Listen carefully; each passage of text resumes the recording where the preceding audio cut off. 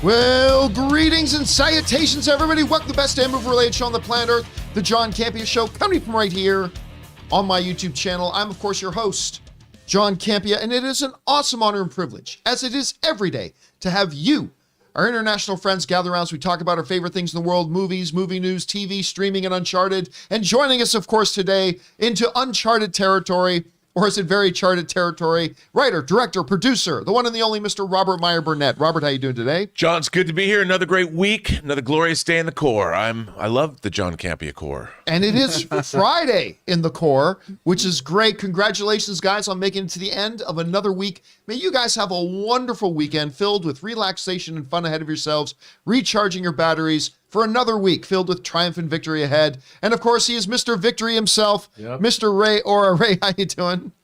I'm good. he's ready to go. And sitting beside him is Chris Carr. Chris, how are you? I'm great. It's after party day. It's after party. Oh, is it the last episode? It is. The finale? We get to find out who the murderer is. Oh, so exciting. I've got like 2 episodes I need to get caught up on. I'm like 2 episodes down, so I got to get caught up on that. So hopefully I'll do that very quickly. Anyway, guys, here's how today's show is going to go. We break the show up into 2 parts. In the first half of the show, we take some predetermined topics. Then in the second half of the show, we take your live comments and questions. Here's how you get a live comment or question on the show. If you're watching live, and only if you're watching live, you can go ahead and use the super chat feature that's there in the YouTube chat. Just fire that in, and we'll read it off once we get to the end of the main topics. All right, also, do a little bit of housekeeping here. Want to remind you guys that if you can't be in front of a YouTube video for your daily fix of the John Campea Show, good news, there is an audio-only version we call the John Campea Show podcast. It is available on your favorite podcasting app of choice. Just go onto your favorite podcasting app, search for the John Campea Show, and subscribe to it so it'll be there when you need it. Also want to remind you guys that we have a brand new podcast feed, a separate podcast feed for our brand new show, Movie Club, a John Campea Show podcast. We've got 2 episodes up already, Gladiator and Iron Man, and you can go and find it on your favorite podcasting app. As a matter of fact, we just debuted it a couple of years ago, and last I checked, we were at number 11 on the Apple podcast charts. So very excited about that. So go and find Movie Club, subscribe to it. Make sure you've got it there ready for you, so when the new episodes go up, you are ready to listen to them right away. John, I want to ask you about this. One of our viewers asked me, it's a separate podcast. It's not on the John Campea podcast feed. Exactly. That's exactly right. It's not on the podcast, on the John Campea Show podcast feed. Movie Club is a totally separate podcast feed. Podcast. So you need to go and subscribe to that separately. It's just that, between the John Campea Show and Mailbag and stuff like that, that podcast feed is getting pretty stuffed. So we decided to create a new separate podcast feed just for Movie Club, and that's where it is. All right, guys. With all that down, let's talk about a couple things off the top here. And the first thing off the top is this. Now, of course, Uncharted is open this weekend. We went to go see it yesterday. Our straight out of the theater reaction is up. We're going to be reviewing the movie a little bit later in the show today. But, one of the things we've been paying attention to is how well or poorly will this thing do at the box office? Well, the first numbers have come in, and they're actually fairly respectable for opening numbers in February. As a matter of fact, they're saying that Uncharted scored $3.7 million in Thursday previews, beating out Channing Tatum's Dog, which made $1.2 million. So Uncharted made about 3 times as much as Dog. That's more than I thought. I mean, I thought it would make like double, but still, we kind of saw that coming. But compared to other like mid-February openings, this is actually holding up pretty good. This comes from the folks at Deadline, who write, Sony's Uncharted, based on the 15-year-old Sony PlayStation video game created by Amy Hennig and Naughty Dog, grossed $3.7 million in Thursday night previews that began at 4 p.m. That is a solid number that bests the pre-pandemic previews as such mid-February hits as Sonic the Hedgehog, which made $3 million on its opening Thursday, Kingsman: The Secret Service, which made $1.57 million, and even with March PG-13 adventure movie Kong Skull Island, which also made $3.7 million.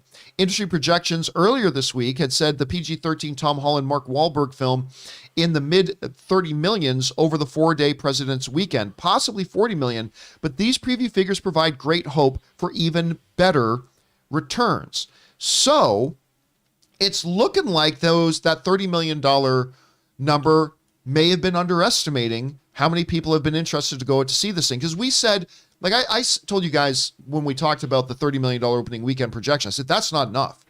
I mean, that's going to be number one at the box office, yes, but a movie like this needs to make more than that. If it can get closer to 50, that'll be much better. So if it can climb into that 40 plus range, that will bode much, much better for this movie than if it is at 30. But these opening numbers look pretty good. Rob, you see that opening weekend. Are you surprised by it? Is it doing better than you thought? Not as good as we thought? What did you think? No, I mean, I think, look, we're a world of gamers. And I think the Uncharted franchise is a franchise people love. And I know I'm a casual gamer. I'm not a hardcore gamer. But if I like it and I'm a casual gamer, I would imagine that hardcore gamers will turn out in droves for this.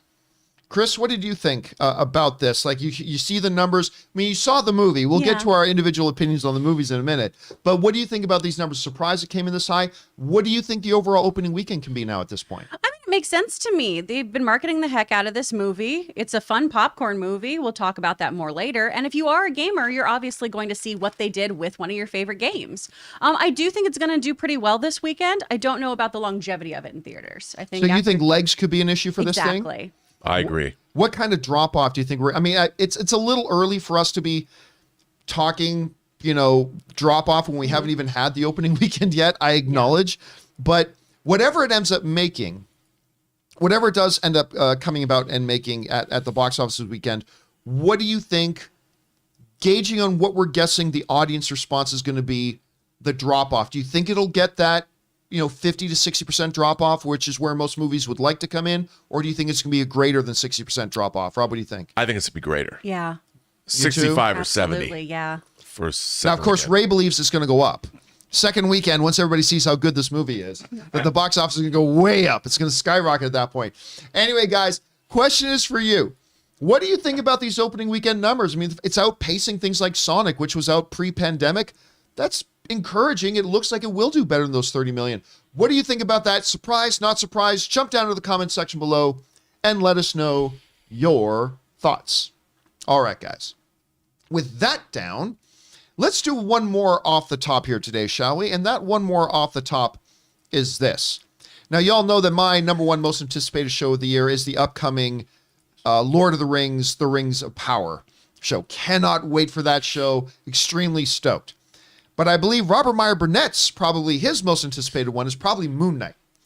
Yeah, Rob is very excited. Yes, I'm going to do moon dances all day long when that opens. Rob is quite excited about Moon Knight. Or broadcasts. And when's it coming out again? March 30th? March 30th, bruh. So we still got more than a month to wait. I think the president, Biden, should just declare that Moon Knight Day across the United States.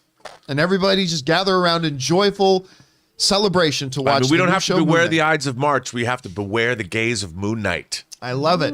That's right. So, with Moon Knight not even being out yet, there was a recent interview with Oscar Isaac, who was, of course, playing the title character. And they were asking him about the future. Like, where is Moon Knight going to go from here? Space. Can we expect space? No, absolutely. The new Moon Knight the new Moon Knight comic series by Jonathan Hickman takes place 6,000 years in the future, and it's in space. No way, really? I'm not kidding. That's okay. I don't think we're going to see him go to space. Maybe he can hook up with Vin Diesel. Yeah, out there. I know. But no, I was making a joke, but not. I was making a joke, but not.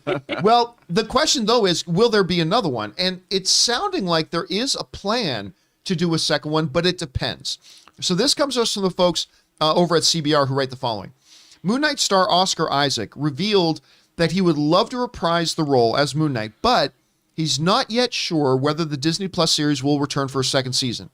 In an interview with Empire, the star confirmed that Moon Knight Season 2 getting the green light from Marvel Studios hinges on how well Season 1 is received by audiences. It depends on whether people like the frickin' show first. If they see it, then maybe we'll see more Moon Knight, said Isaac. But I love playing him, particularly Steven. I hope I get to visit him again. I love him so much. I feel he's someone real who lives in the world. It's been a long time since I felt that kind of connection. Wow. That comes to us from Oscar Isaac. So I think there's still something interesting to be drawn out of this. Like, okay, get it. We're not surprised to hear that Disney is going to wait to see how the audience responds to Moon Knight before they decide to move forward and do a Moon Knight 2. Mm-hmm. perfectly good. That's perfectly rational thinking. But it does still tell us one thing, that unlike WandaVision, and unlike a couple of other things we're seeing on streaming, this was not designed to be a limited series. This was designed by Disney to be an ongoing franchise if it gets the appropriate response that they're hoping it's going to get. That's because of me, you know. I mean, it's just all about When I Robert was friends with Burnett. Bob Iger, I would say, Bob, Bobby. When Come Bobby on, was Moon still in Knight. charge there. Moon Knight. No, this has to be, John, it has to be, I want to see this run for 18 seasons. Oh, of course you do. You may feel differently. It's good. 2 seasons. You may feel differently after seeing the first I season. know, but- and I'm setting myself up here. I feel like I'm on the edge of a cliff, and the cliff is either got a stone floor or water I can dive into. I don't know what I don't know what it has. I just have to take a leap of faith. But Rob, no, seriously, when you hear about this though, and I mean, this is, if nothing else, confirmation that this is not meant to be a limited series, because we go into every one of these Marvel things not really knowing, and we kind of find out midway through if it was meant to be a limited series or an ongoing series. How do you feel about this being an ongoing series? Is that something, or does that maybe disappoint you, thinking that, kind of hoping maybe we'd see a Moon Knight series and that would, skyrocket him into a feature film? But I don't know, how would you feel about a second season? Oh, I think it'd be great. Look, the thing is, I think Moon Knight is a cult hero in the Marvel pantheon. Moon Knight is not somebody that everyone's like, I love Moon Knight. I think the people that love Moon Knight, there's a small but very devoted group of us, because there's been so many different iterations of the character. Like, people like different versions. And John, I'm gonna be honest, not much of Moon Knight is very good, to be honest. And I love the Bill Sienkiewicz, Doug Mensch version. I love sort of the later iterations and the aughts where they brought in like Mr. Knight and the crazy aspects of it. But Moon Knight is not a character that is as beloved as, say, any other Marvel character. So I'm hoping that the show is good enough that it's so good that it warrants a second season. That's what I want. I want the luster to be restored to Moon Knight. And to be honest, seeing what we've seen from the show, I think the jury's still out for me. What do you think about his comments about really loving the Steven character? Well, the thing is, the Stephen Grant character that we've seen, I can understand the British guy that's kind of nutty working in the museum. I'm sure for an actor, it's very fun to play. And I don't doubt what he's saying. I'm just curious to see where they take the show, because my excitement for this is I'm deliriously excited about this, which means I can be really disappointed by it. My fingers are crossed. I mean, I'm all in on this. Like, I know that Star Trek Picard season 2 will probably disappoint me, but I will go into it optimistic. This show, I believe, is going to be the greatest television show ever made. So my level of disappointment could This be is severe. right up there with it. I mean, dude, this is The Wire. This is The Sopranos. This is The MASH, the All in the Family of superhero shows for me. I'll put into one for you. Chris, you hear about this. Let me ask you this. What do you think the chances are at this point? Like, what's your anticipation level like? Do you think, with the people you've been talking to and everything, with this relatively unknown character, because right now with the Disney Plus MCU stuff, okay, Wanda and Vision, two of the stars of the movie franchises, Falcon and the Winter Soldier, big stars from the movie franchises, Loki, been around in the MCU forever, Hawkeye, one of the OG Avengers. This is the first one that they're doing with a brand new character that no one's ever heard of. I mean, all due respect, but you just said it yourself. I like, said it myself. most people have never even heard of Moon Knight. Are you expecting this might be one that catches on with people enough to justify a second season? What do you think? I really do. And it all just comes down to this script, right? As long as we have good storytelling, people are going to tune in, because we already have Oscar Isaac, who I think is a real draw to this project. Yeah. What it's really hanging on, though, and we've mentioned this before, is it really just depends on how we're going to handle a lot of these aspects of Moon Knight that really could get into kind of murky waters, that disassociative disorder that the character Right. shows. Is this going to be a punchline? Is it going to be gimmicky? Or is this going to be a real character study where we do examine this person's psyche and mental health? And I think with somebody like Oscar Isaac helming the character and the team we've got at Marvel, I really think it's going to be a fascinating character study that people are going to really want to tune into. Not just comic book fans, but people who want to see just riveting character-driven stories. That, as I somebody, agree. Well said. I like what Rob. you're saying there, because Rob, I want to ask you that as somebody who has known and appreciated Moon Knight for so long.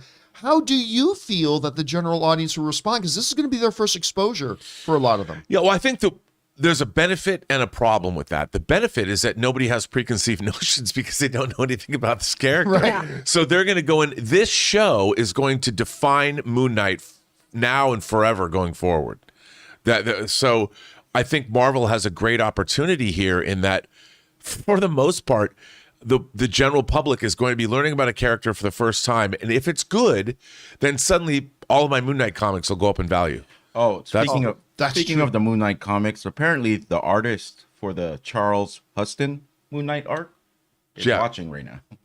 Oh, well. And he's in the chat. Then kudos to him. That's right. I mean, no, and the thing is, Moon Knight for any comic artist is not an easy character to draw because he has an all-white costume. Mm-hmm. So one of the great things about Moon Knight for me was when Sienkiewicz was drawing him, he's sort of defined in the shadows and the blacks how to do that. And a lot of people have said, "Well, Rob, I don't like the like gray mummy aspects of his costume because they're, you see the one shot when he's wrapped in the." I actually kind of like that idea.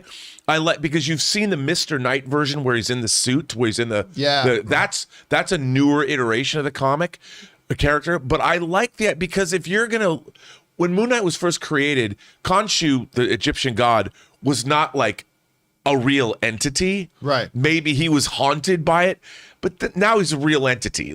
So they've completely changed that too. It used to be he was inspired the way Batman was inspired by bats. Moon Knight was inspired by Khonshu, but now Khonshu's like an elder god, part of the. I like it. Good to know. But if I was a comic artist, I wouldn't want to have to draw all those layers. all the layers now. It's going to be even harder than before. All right, guys, question is for you. What do you think about the words from Oscar Isaac about the potential future of Moon Knight, saying Disney is looking for a season 2, but they got to wait to see how it does?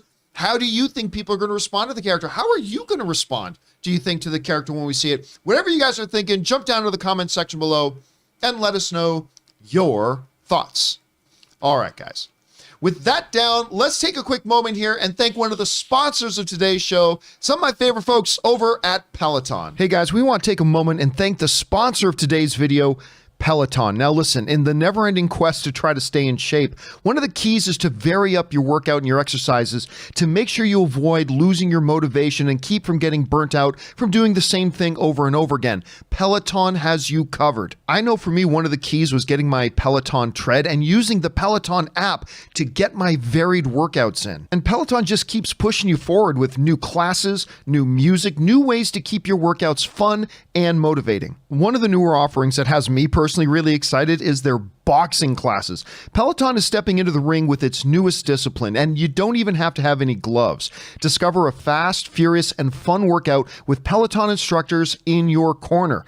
Even if you've never boxed before, these classes will have you working up a sweat while working on the fundamentals of form, footwork, and fun combos that will keep you on your toes. Peloton has a workout for every day and every kind of schedule. So guys, right now, visit onepeloton.com to learn more. That's onepeloton.com.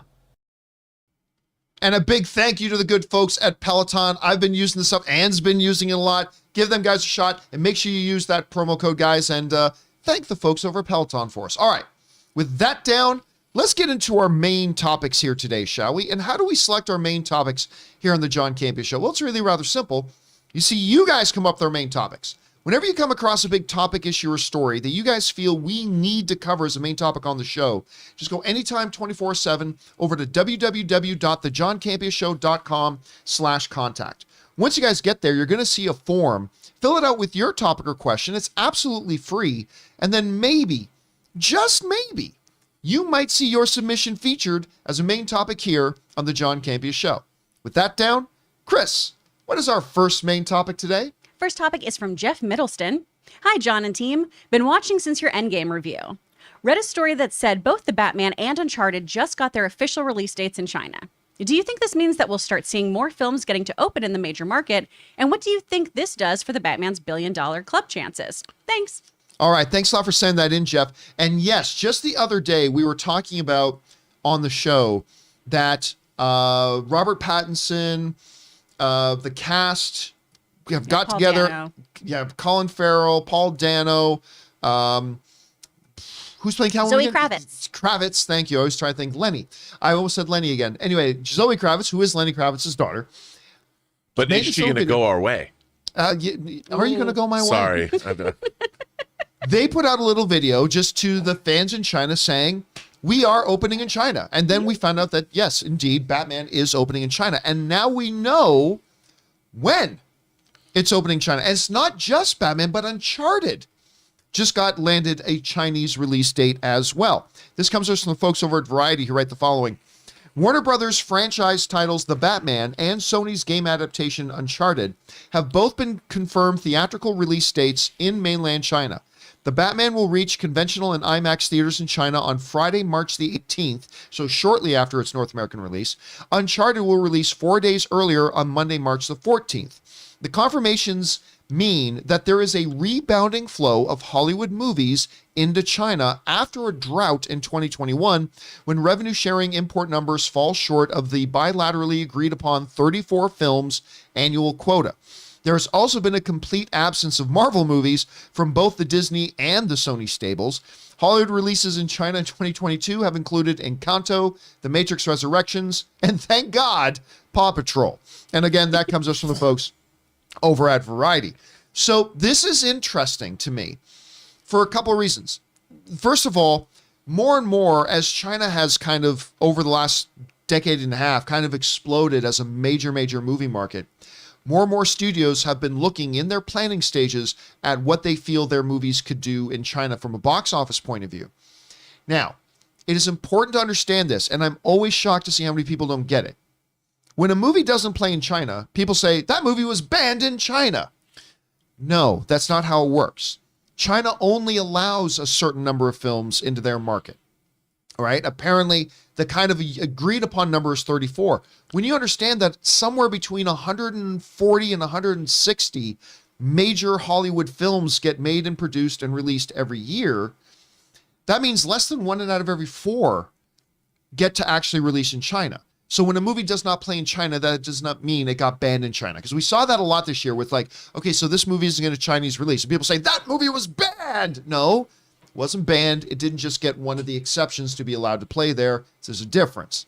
At any rate, this past year, as there have been a lot of tensions, an extreme few number of Hollywood films have been able to play there.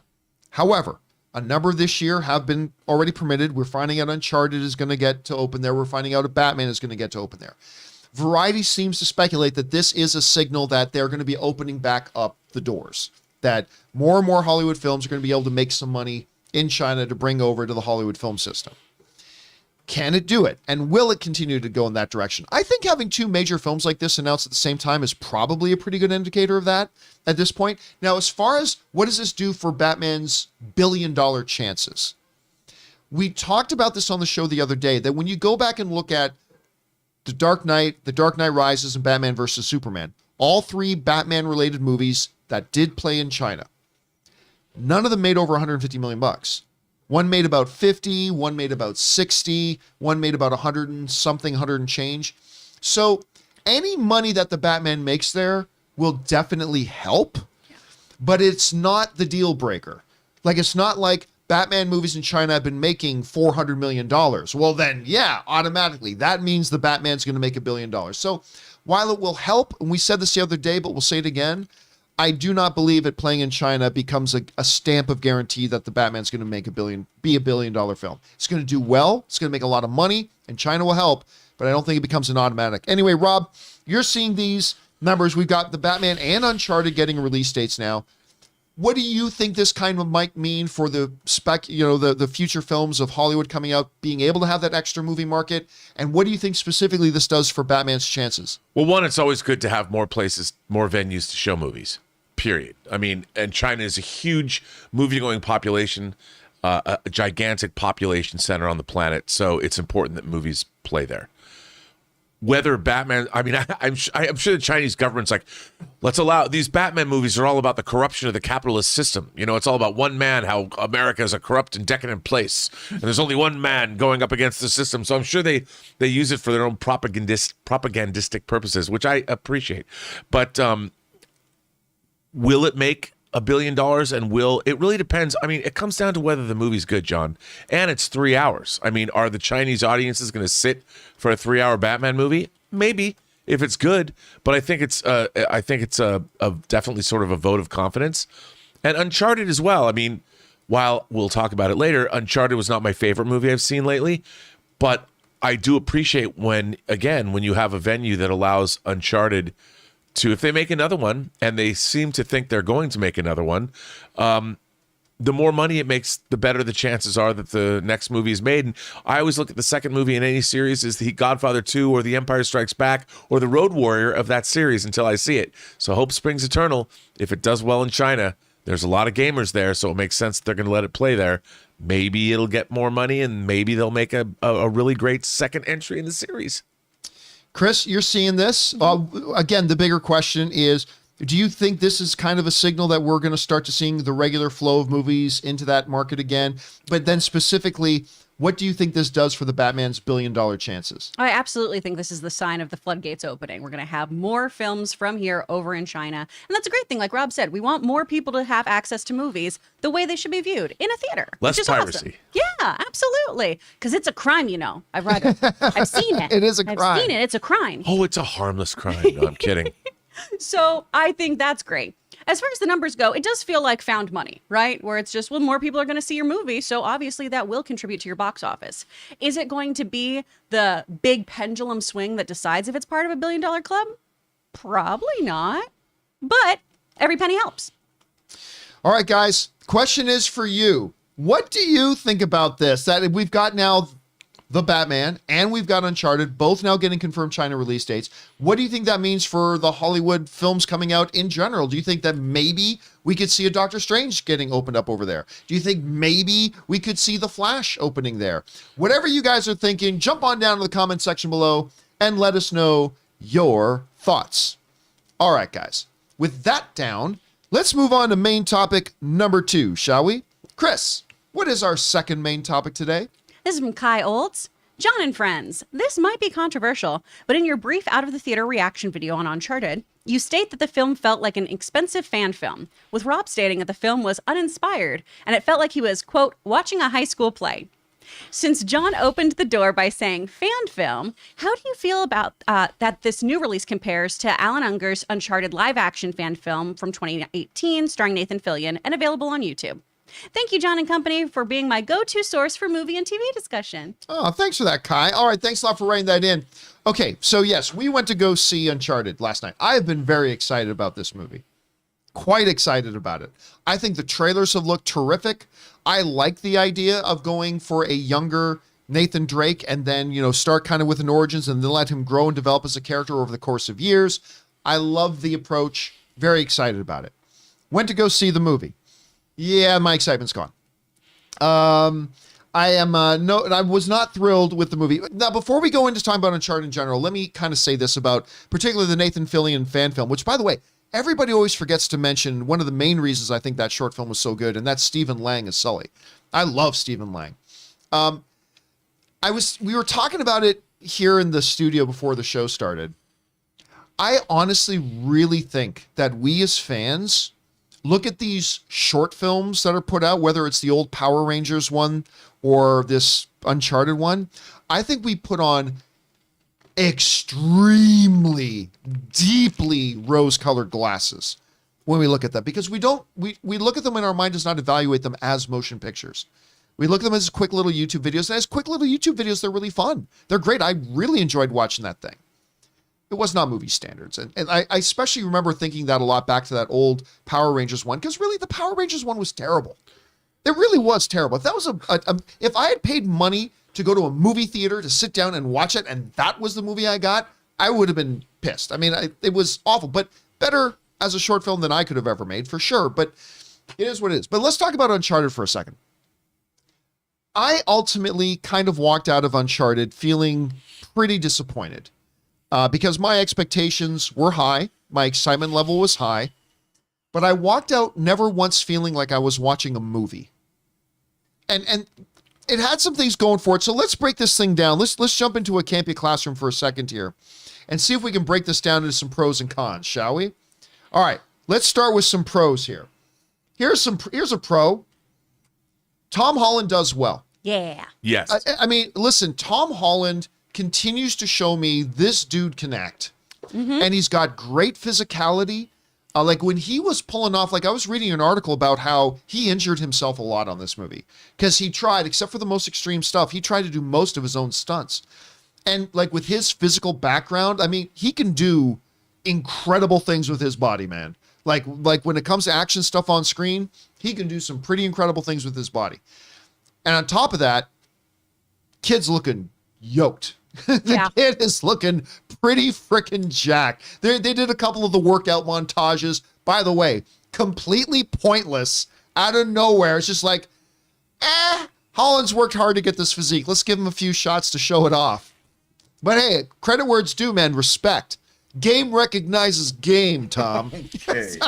So he's looking great. He's looking great. And, wow, someone's gonna mean that, dude. That's gonna follow you around forever. Bye-bye. It's gonna go around for a long time. Oh. So anyway, that's a positive on it. I thought Tom Holland gives a good performance in the movie. He really does, and so I like him in it. All right. Next thing I'll say positively, another thing under the pros, I'll say this. The fight sequences were slick.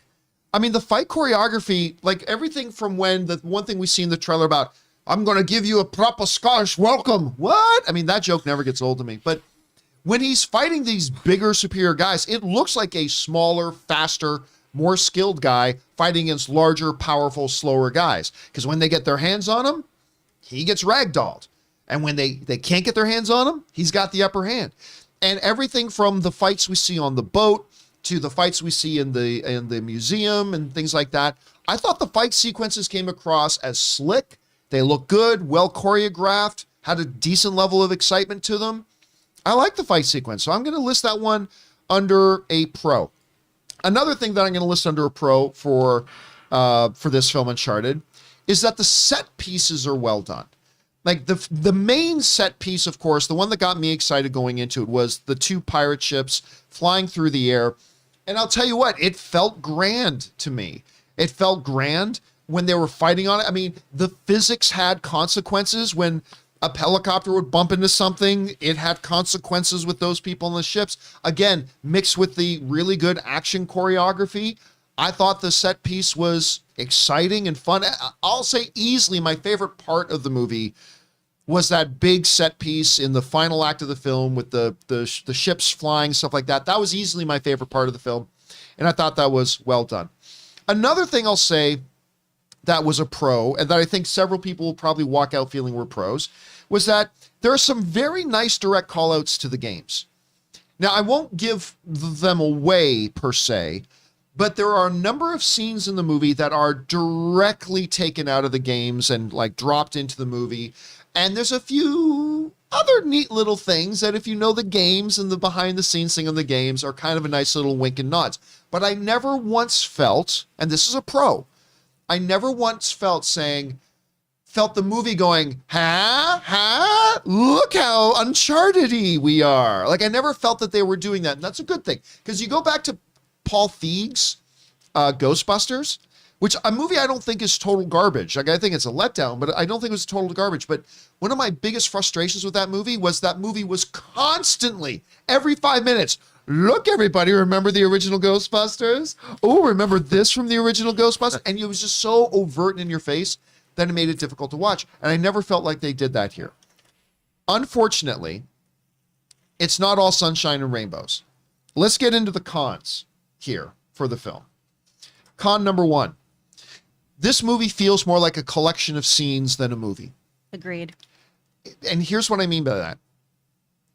I feel like there's a number of set pieces in the movie that have some strengths. I'm not going to say they don't, but it felt like they sat down in a room and said, let's come up with some cool scenes. Okay, what about a scene where he's being chased around a museum. And he's got to dive by this and grab onto these expensive chandeliers, blah, blah, blah. Okay, cool, that scene.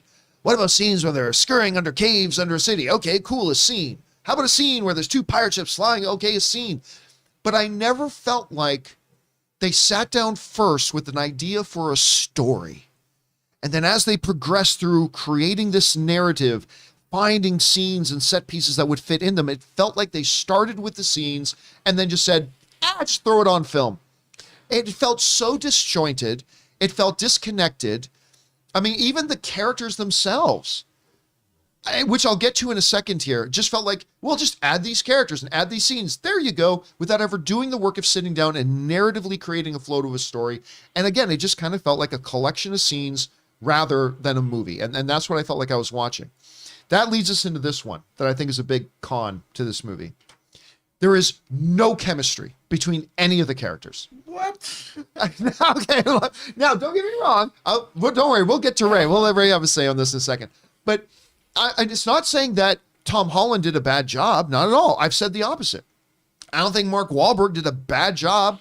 Not at all. I'm just saying that I never once felt any legitimate chemistry between Tom Holland and the love interest, or between Tom Holland and Mark Wahlberg, or between Mark Wahlberg, Sully, and his foil who gets introduced in it that he's supposed to have some kind of history with.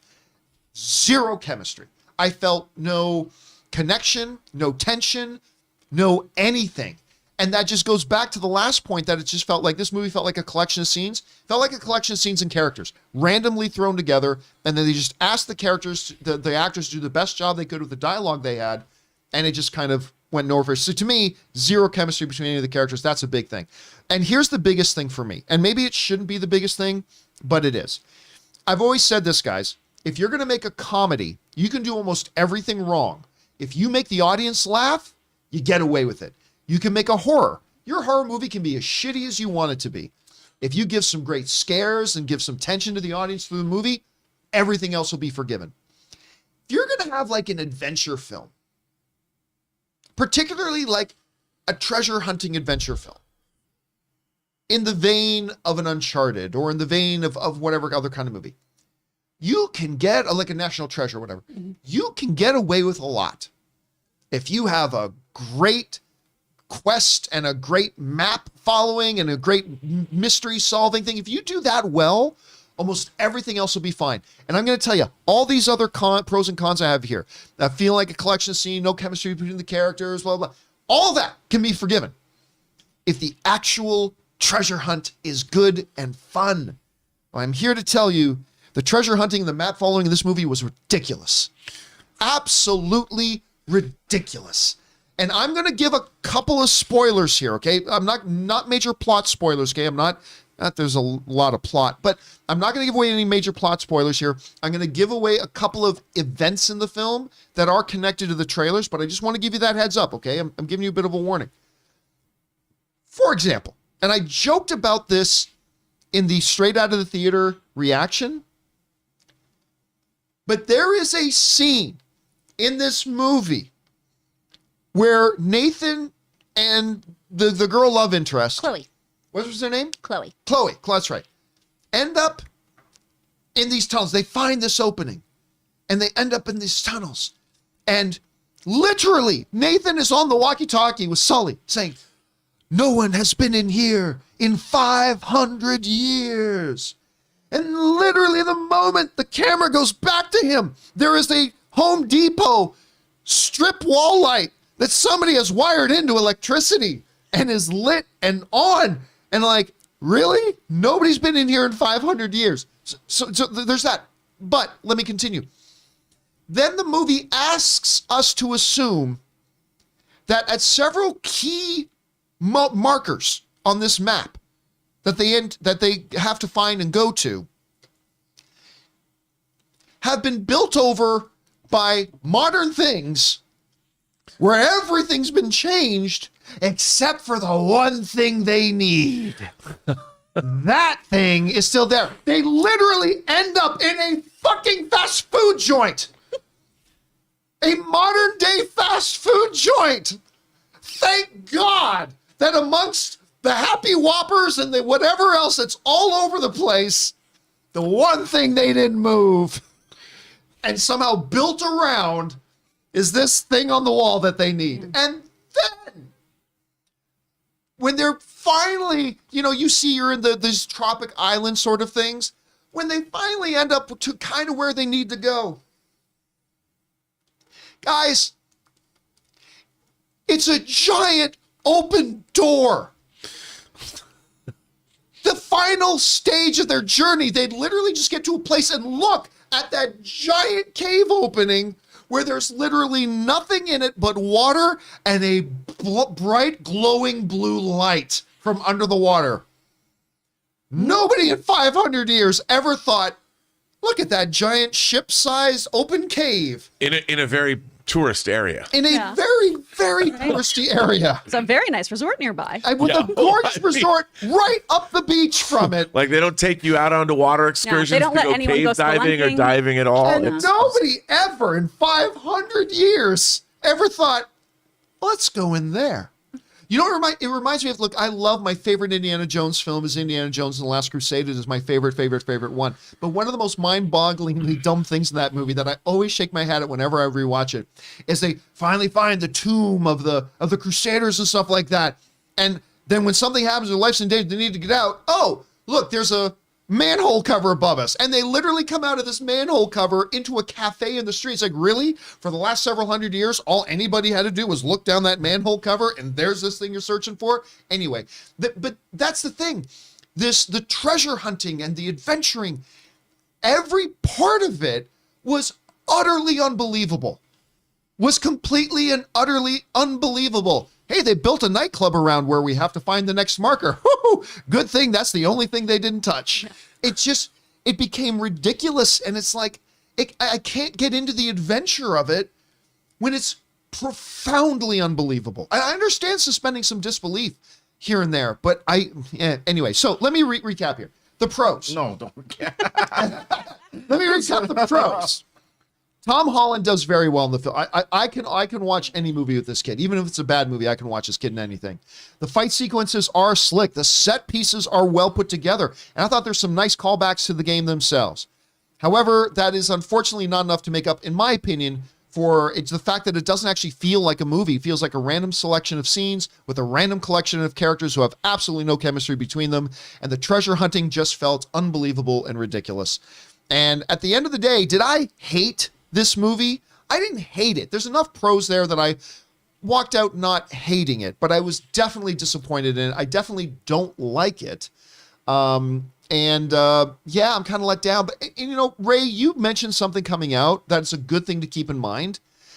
When you're watching the movie, one of the big credits that comes out from, like Marvel saying, dun, dun, dun, dun, dun, dun, they go flash.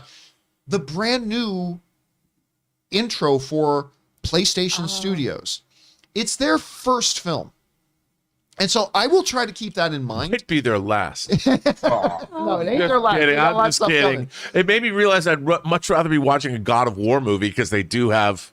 Yeah, That's true. God of War. It made me go, The Last of Us. Okay. Yeah, and that's going to Let them work up to that. This was like their first play right here. So. Yeah, so, again, overall, I don't think it's the worst film I've seen this year.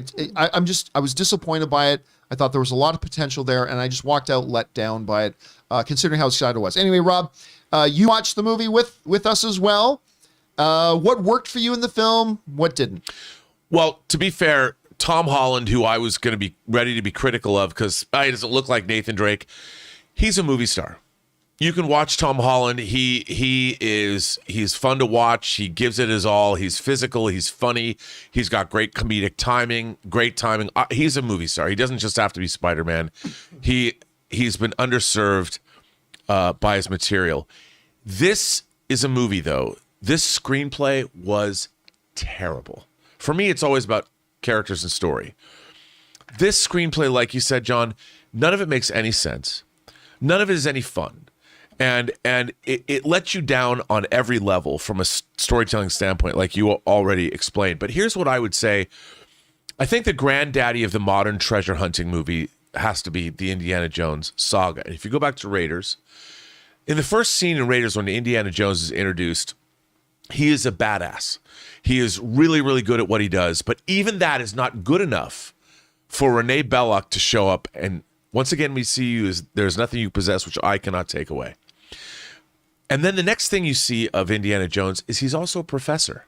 He's teaching at school. So you see him as a badass and an academic. He's basically a warrior poet. And he's established as this great character of these different dichotomies. So you love the guy. Nathan Drake needed that. And the way they do it, again, like everything else, is really, really clumsy. But here's the thing that I think the movie really falls down on. Treasure hunting movies are about wonder. When you finally find the treasure, every step of the way, the wonder grows. Again, you go back to Raiders, the Well of the Souls. When Indiana Jones puts the headpiece, the Staff of Ra, and you get the location, there's the John Williams music and the sunlight and everything. And it's like every step of the way is adding to that wonder. And when you finally get to the end, the wonder should be increased. Now, I will say this, like you pointed out, the final set piece is a lot of fun. But when they finally discover where this treasure is, it's like, here we are. I went through a door. Here's billions of dollars worth of treasure. Whatever. I mean, I never felt wonder in this movie. And the thing about the Uncharted game, when I first started playing the game, those backgrounds and the environments that you're in, every time you went deeper into the jungle and you got to a new environment, there was a sense of wonder in this game. And there's no sense of wonder in this. I mean, they went to Barcelona, which can be a wondrous city, and they took all the wonder out of it. And I never felt anything that made me feel, well, anything in the film. And there's got to be magic in a treasure hunting movie. And I don't mean magic like God coming out of the ark of it. Yeah, I don't mean God. I mean the magic of discovery. You know, whether you're going underwater and finding the lost city of Atlantis, or you're finding the Goonies galleon, or the galleon in this, or whatever, there's got to be a sense of wonder and discovery in a treasure hunting movie. And there's none of that in this film. It's wonderless.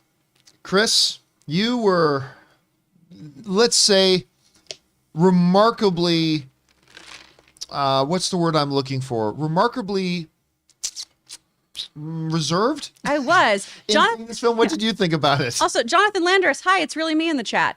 I expected exactly what we got. I went into this being like, this isn't an Uncharted movie, but okay. So for me, my expectations were met. The first 30 minutes of this are particularly hard to sit through. It's just really clunky. All their meet cutes really just don't pay off. And Tom Holland is doing the best he can with this script. I find Tom to be giving those moments where he's 100%. aiming for that chemistry. He's so charming. He's so delightful, even though he's the bartender from Cocktail, you know, he's Tom Cruise. But, you know, he's doing what he can with this script that's just not serving him well. I really think that it doesn't pan out, and it's not fun. Like you were saying, Rob, there's just not the amount of joy I wanted in this. And if everyone at least had the can-do attitude of Tom Holland, maybe it would have worked a little better. Even, you know, I love Mark Wahlberg. I love an exasperated Marky Mark. It works great in the other guys. But there was something here where that exasperation just felt so one note constantly. You didn't understand why these two would keep working together, or why they would want to playfully banter, because it just felt like they were stuck and not in a way that really behooved either of them, where it was some kind of symbiotic relationship for them. It was a bummer. The post-credit scene, stick around for the post-credit scene. I think the post-credit scene promises a little bit more Uncharted than the film itself did. And now I should point out here, before we go to Ray, there are people who like this film. I mean, while it does not have a good critic score right now, it does have 39%, which means almost 4 out of every 10 critics who went to go see it enjoyed it. And I've heard from some of our viewers, even a lot of the comments in our post, in our instant reaction video that we put up last night, have written and say that they enjoyed it. And we're not all Scrooges in here over, you know, this movie. There's one of us in this room who had some fun at it, and that was Ray Ora. Ray, what worked for you here? You know, the smartest brain in here. No, I'm just kidding. First of all, like, I don't do treasure hunt movies, so this is literally like my first one that I've ever watched. So I don't know if you want to take my opinion for, you know, I don't know. But Tom Holland, like, if he's not Nathan Drake. Like, I don't see Uncharted at all in this. But if it didn't have Tom Holland leading it, like, I don't think I would have liked that as much. Right. So he's a very important part of it. That says a lot about an actor's performance, actually. Him and Mark Wahlberg, the chemistry thing, they just met each other. So I didn't expect them to be like the chemistry to show on screen. Like in the movie, they just met each other, I mean. But their banter I thought was cute some of the times, like when he was saying like, oh, he gave him the smaller sword. He's all here, little man. He's like, I'm only like 1 inch shorter than you. Yeah, that I did those like things that line, I enjoyed. I mean, look, when you play an Uncharted game, you don't really like look forward to the dialogue. You want to get to the jumping parts and the action. And I thought this movie gave it to me. You know what I mean? I mean, you were legitimately like clapping at a few scenes in the movie. I mean, that's like, only because my biggest fear in the movie was the air scenes. Right. Because in the trailer, I was like, "That's so green screen or whatever it is. That looks so." It actually looked great. I was impressed with how it looked. That was true. Those aerial sequences are pretty. And great. the treasure hunting part in the beginning, I'm gonna admit, I did fall asleep for like 5 minutes. But I was completely tired, and it was just like the dialogue part. I just threw all that stuff in the trash. Who cares? Who cares? When it got to running around the city and turning the key and finding things, I was all in. It's just a fun movie. I think kids will love it. Kids will definitely love it. Yeah. If you don't go in there expecting like a award-winning movie, I think everyone would enjoy it. I mean, like the action was enough for me. Is all I'm saying. I do want to say I went into this too fully on the Nathan Fillion short film train. I love that. I think it's a great scene. I don't think I'm seeing it with rose-colored glasses, but maybe I am. But after seeing this, though, I don't think Tom Holland was miscast. I think he just wasn't given a script that allowed him to be a young Nathan Drake in the way that we all wanted him to be. I think if he got the right script, I would totally agree with that. Yeah. I totally agree with you. Yeah. Look, is it just me? I am positive that Tom Holland had major dental work done, because there, especially in a certain number of scenes, there are scenes where his cheeks, his lips are kind of like that, and you can see when he's talking.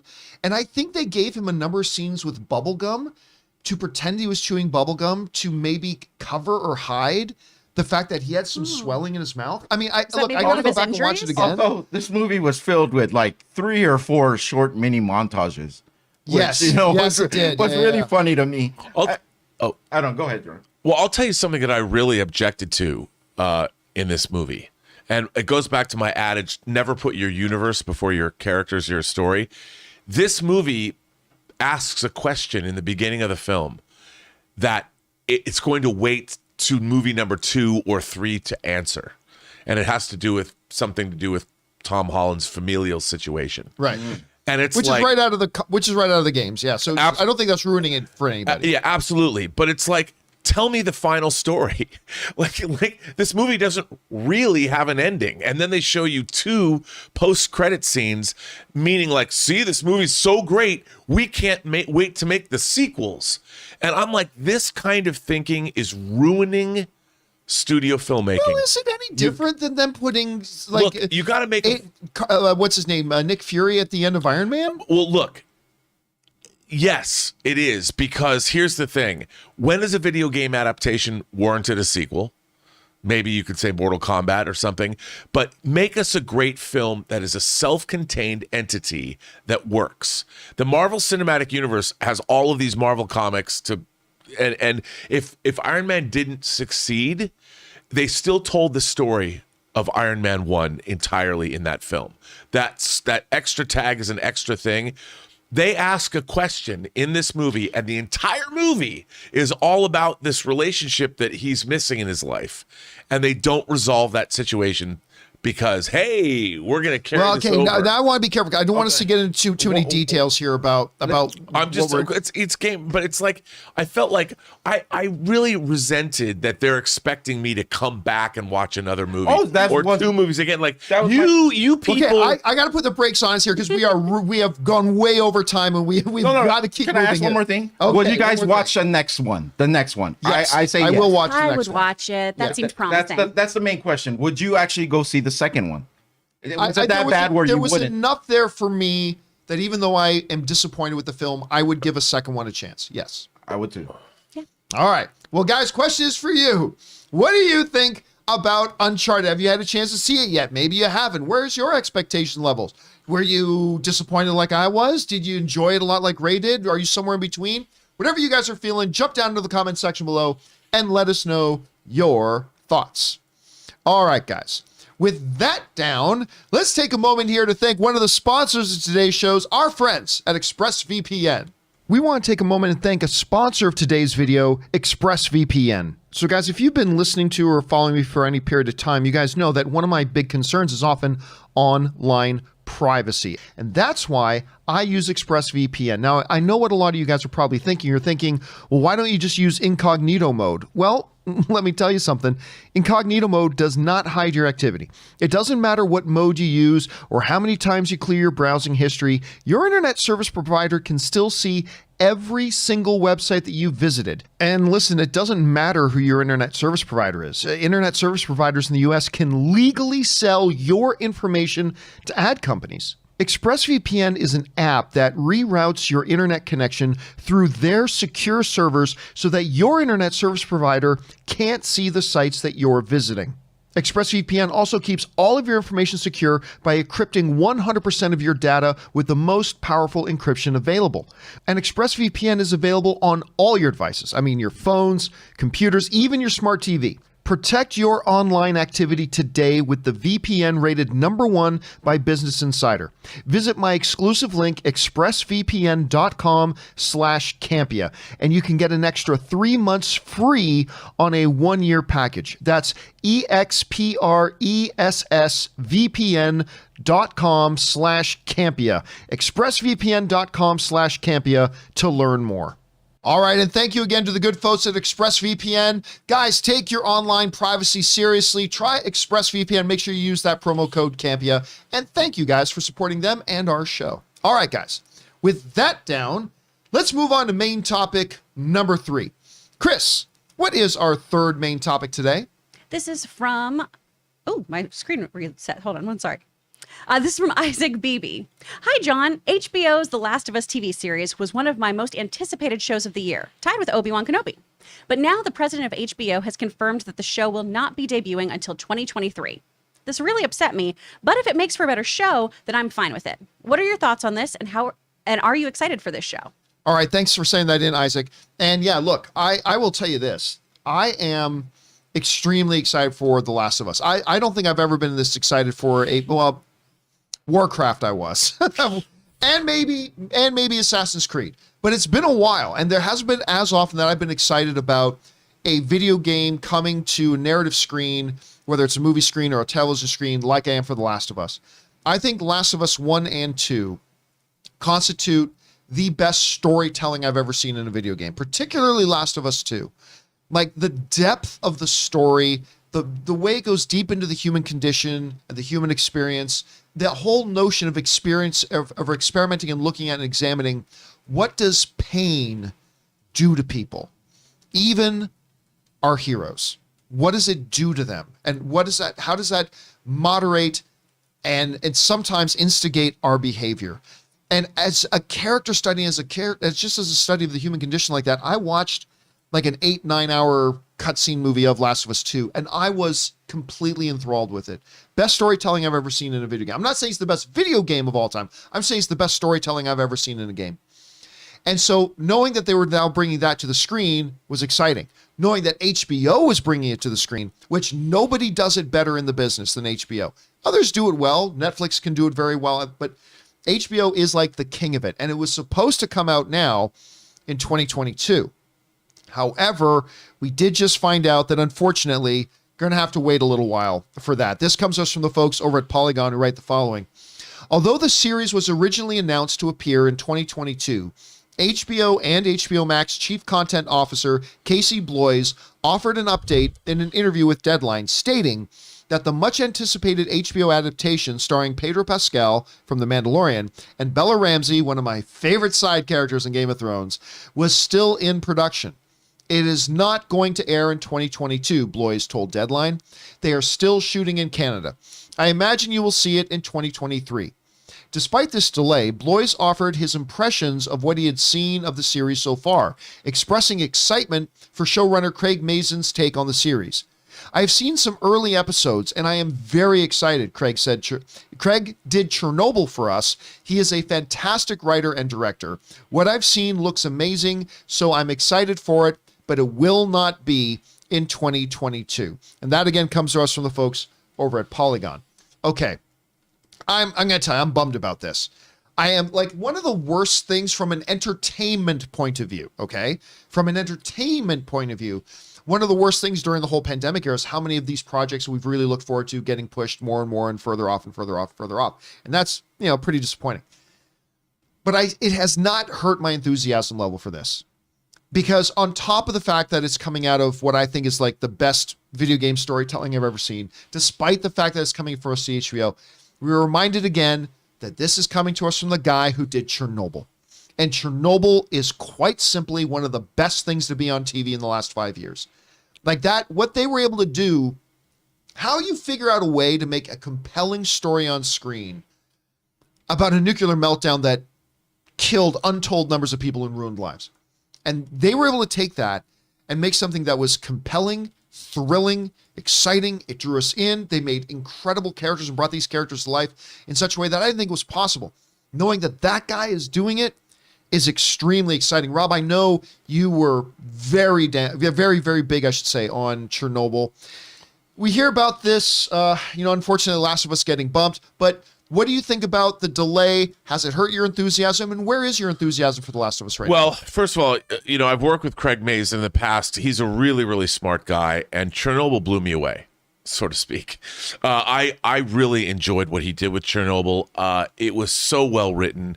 The acting was so great. The material was so fantastic. And to have that kind of a creator bring his acumen to something like The Last of Us, I think that we're going to get what we want from it. The storytelling that you responded to, especially watching the cutscene of Last of Us 2, I think Mazin's the kind of guy that's going to take it and elevate the material. He's not going to, anytime he can take the high road, he will. So I think we're going to probably get something that's pretty spectacular and that will retain that emotional wallop that the game has. So I'm excited. Am I bummed out that we have to wait? Yes. I mean, I waiting for streaming shows or waiting for...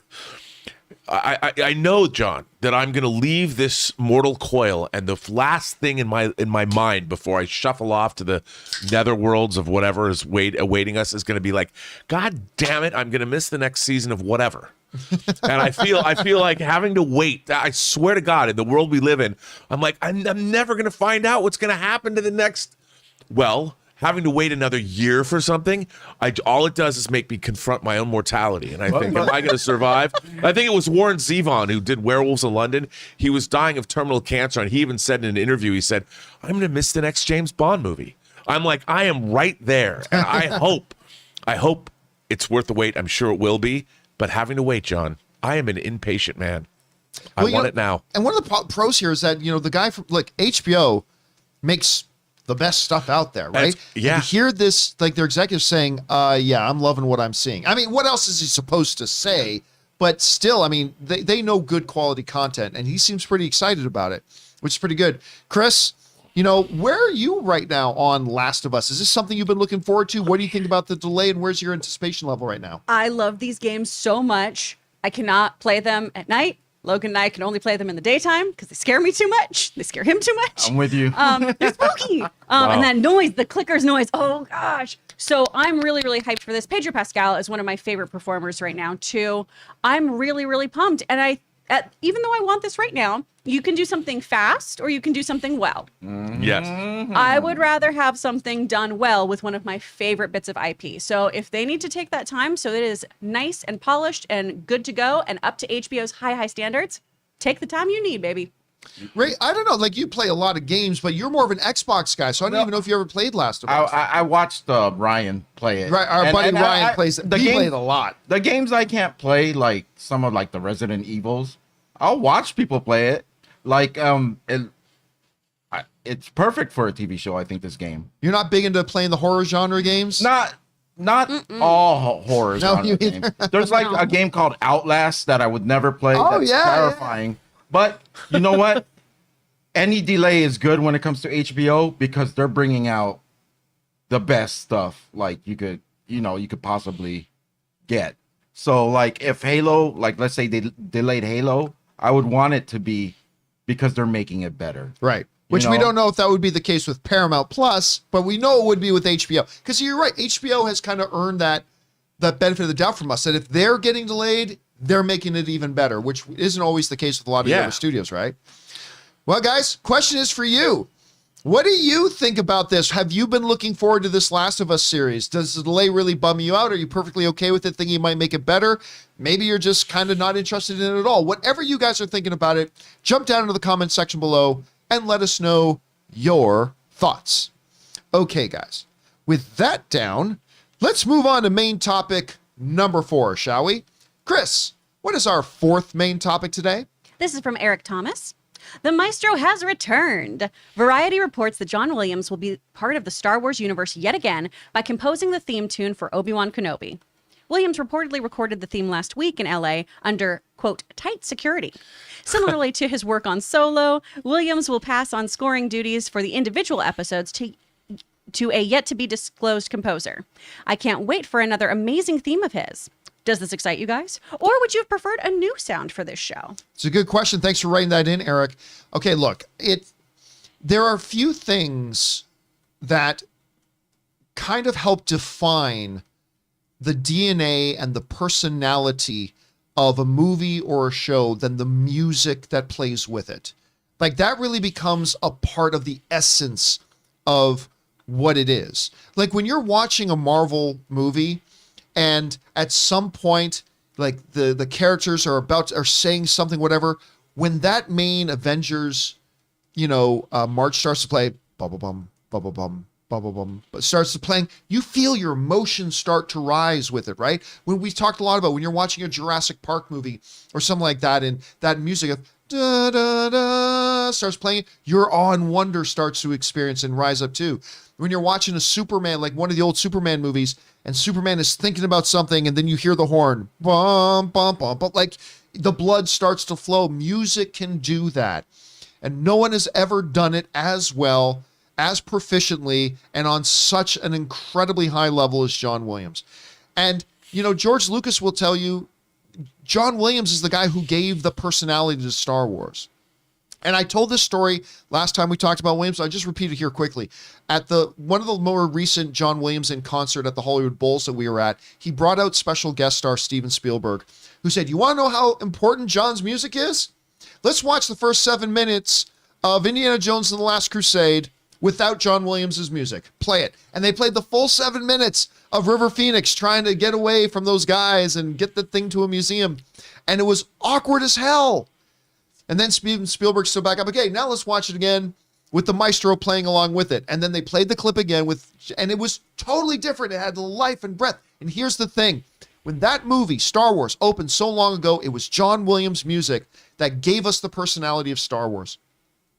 For us now to come back to what is the 45th anniversary? Yes. 45th anniversary of Star Wars with Obi-Wan coming out, a character that John Williams' music to the day brought in.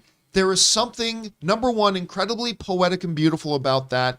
But number two, look, I'm totally cool with all the other conductors coming in and doing work on Star Wars. But if you ask me my preference will always be John Williams doing it. And they brought up something right in the thing there, that John Williams isn't doing all the music for all the episodes. He's coming in to give the main score, Obi-Wan's main theme, and then he's going to let other people compose the various episodes and do the scoring for it, and that's great. The dude is 90 and he's incredibly busy, so that's great. But I love this news. Rob, you hear about this? What do you think about it? Bruh. Come on. I mean, John Williams is Star Wars. Star Wars is John Williams. And I have to say, when Star Trek Voyager came out, Jerry Goldsmith, who wrote the Next Generation theme that was originally written for Star Trek the Motion Picture, came back and wrote the theme to Star Trek Voyager. And it's beautiful. Now, he never scored the episodes, but the theme is beautiful.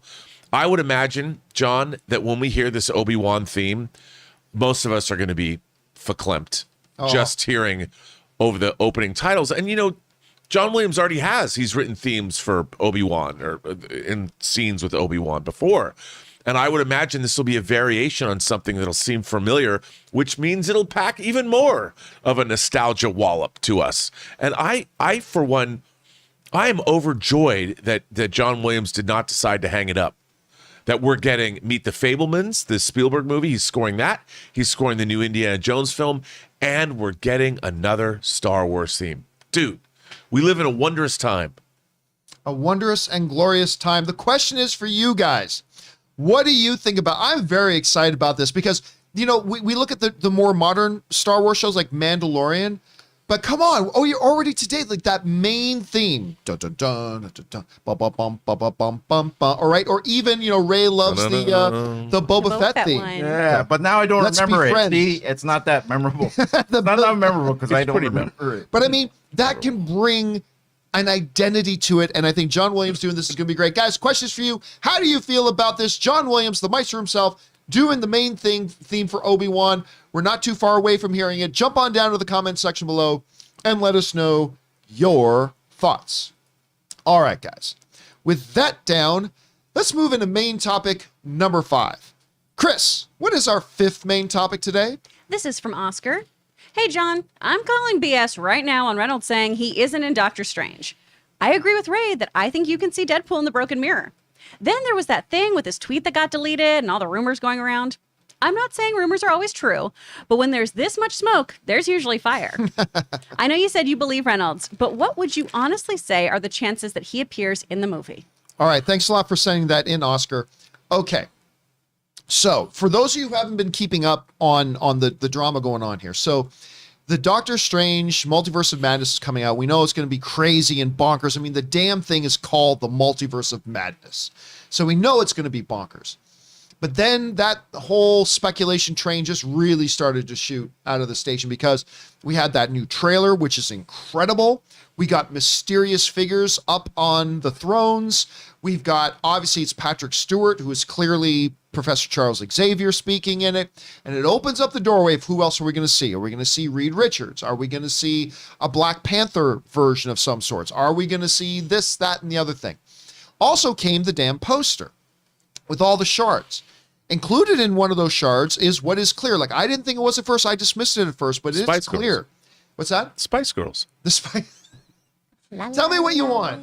What you really, really want.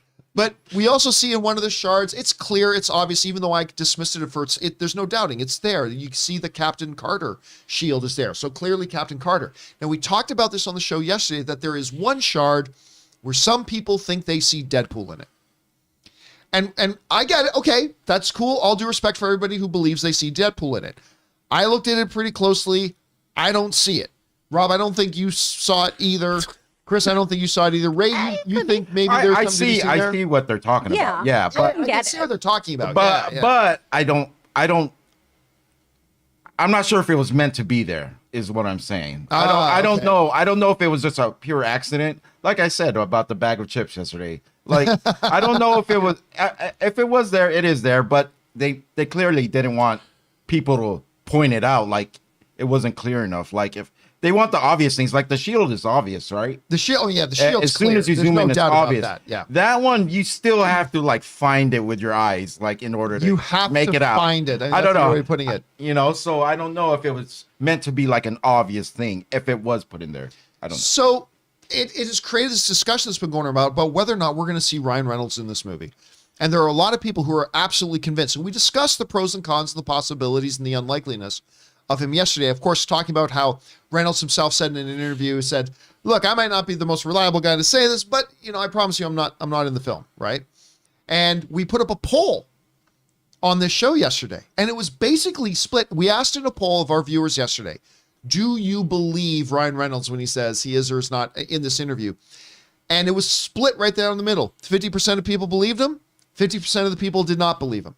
And Rob, we talked about some of the pros and cons. I mean, it is Sam Raimi. Sam Raimi can do some bonkers things. We have a lot of things coming in here. We know that Deadpool is coming to the MCU at some point.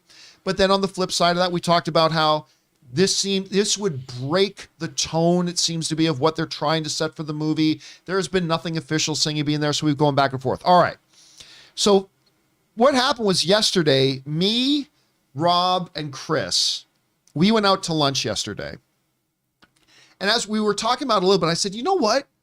Why don't I just ask somebody in the studio system, and I'm not going to reveal who, you two know who it is, but I'm not going to reveal to anybody else who it is. I said, instead of wondering about it, why don't I just ask? Because this person who is extremely well connected to the situation has never once given me an incorrect piece of information, like ever. Even the wildest stuff, ever. And I can absolutely guarantee you this person knows. Knows. I can confirm for everybody right now, Ryan Reynolds is not going to be in Doctor Strange 2. I can 100% confirm that for you guys. Ryan Reynolds will not be in this movie. The source that we reached out to yesterday is 100% in the know and 100% said, basically made in no uncertain terms, Ryan Reynolds is not in this film. So you can tell whoever you want, whatever, but I am just telling you, Ryan Reynolds will not be in this movie. Well, let me ask you something, John. What if like Wong is watching TV in the Sanctum Sanctorum and a Mint Mobile ad comes on? I mean, technically, Ryan Reynolds could be in the movie if they wanted to do a crossover or a sponsorship like that. Or is Deadpool not in the movie? Well, I mean, that's a good question because I did not ask the question. Is Deadpool in the movie? The question I put forth was, is Ryan Reynolds in this film in any way, shape, or form? And the answer was no. Now, I think you raise a very interesting... Because that would be kind of cheeky if there was a Mint Mobile ad. I mean, what's to say that there couldn't be a Deadpool poster on a wall? Yeah. Right. Or, maybe a version of Rachel McAdams and Benedict Cumberbatch are walking down the street in New York City and they pass by a movie theater and there's a marquee of the latest Ryan Reynolds film on the marquee. Everyone's just drinking aviation gin. Everybody's drinking. As they should. That's all that damn dude has been doing. He's been pimping his aviation gin. It's really delicious. Anne loves it, actually. So It good. is really good. I'm a gin. job, Those who Ryan. don't know, what's his name? Ryan Reynolds. He owns a gin company called Aviation Gin. Anne loves the stuff. She really does. I don't drink. I'm sure if I did, I'm sure I'd love it too. But I'm sure there could be some kind of cheeky way like that. That could be a possibility. Yeah. Like, I mean, if Charles Xavier's in it and they talk about the X-Men or something, maybe there could be some mention. Maybe, I suppose. Or, I suppose what is not outside of the realm of absolute possibility is, look, is Henry Cavill in the Peacemaker finale? No. Right. But was Superman? Well, I guess kind of. They could do something like that too, I suppose, where maybe there's an Easter egg of a guy in the Deadpool red suit running around the background. But again, if they do that, which I have no indication that they are, it ain't going to be Ryan Reynolds in that suit. Or it could be the ultimate troll that Blake Lively could be a character in the movie, and she could just wink into the camera. How good. I'd and love drag that. him for the next 2 years on social media. I was in Doctor Strange in the Multiverse of Madness. But you, honey, weren't. You Would be know, the there's ultimate like troll.